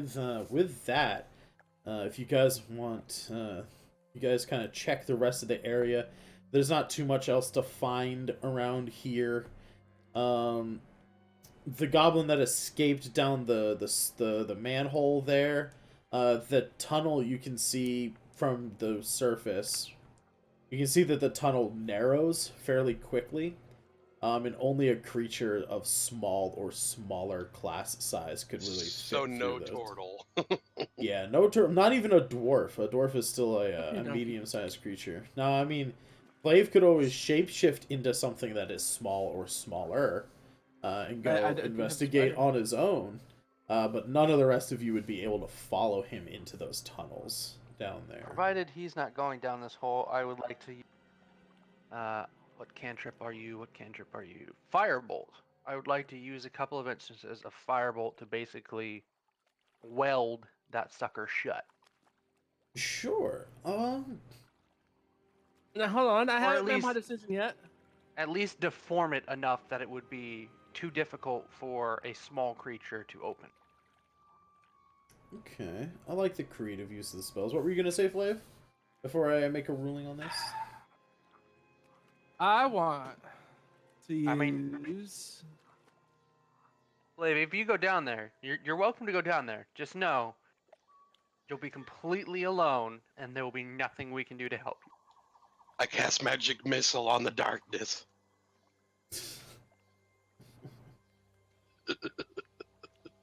I just want to go ahead and use good berry and eat one of the berries. Fair enough. All right. So yes, San, David shoots off a couple of the fireballs. Pew, pew, pew. I'll say for pretty clever in this case. I'll say you kind of deform it enough. You do enough damage to it that it sort of collapses in on itself. Some of the rocks kind of falls in onto it, and you think that without its hinges and stuff, and without like the sturdy rocks around it, any small creature trying to come up from below is gonna have a hard time opening it up. You could still open it up if you know yourself, right? You could move the rocks and stuff off and pull the grate up if one of the, you know, say Flav wanted to shapeshift in the morning or something and go down there.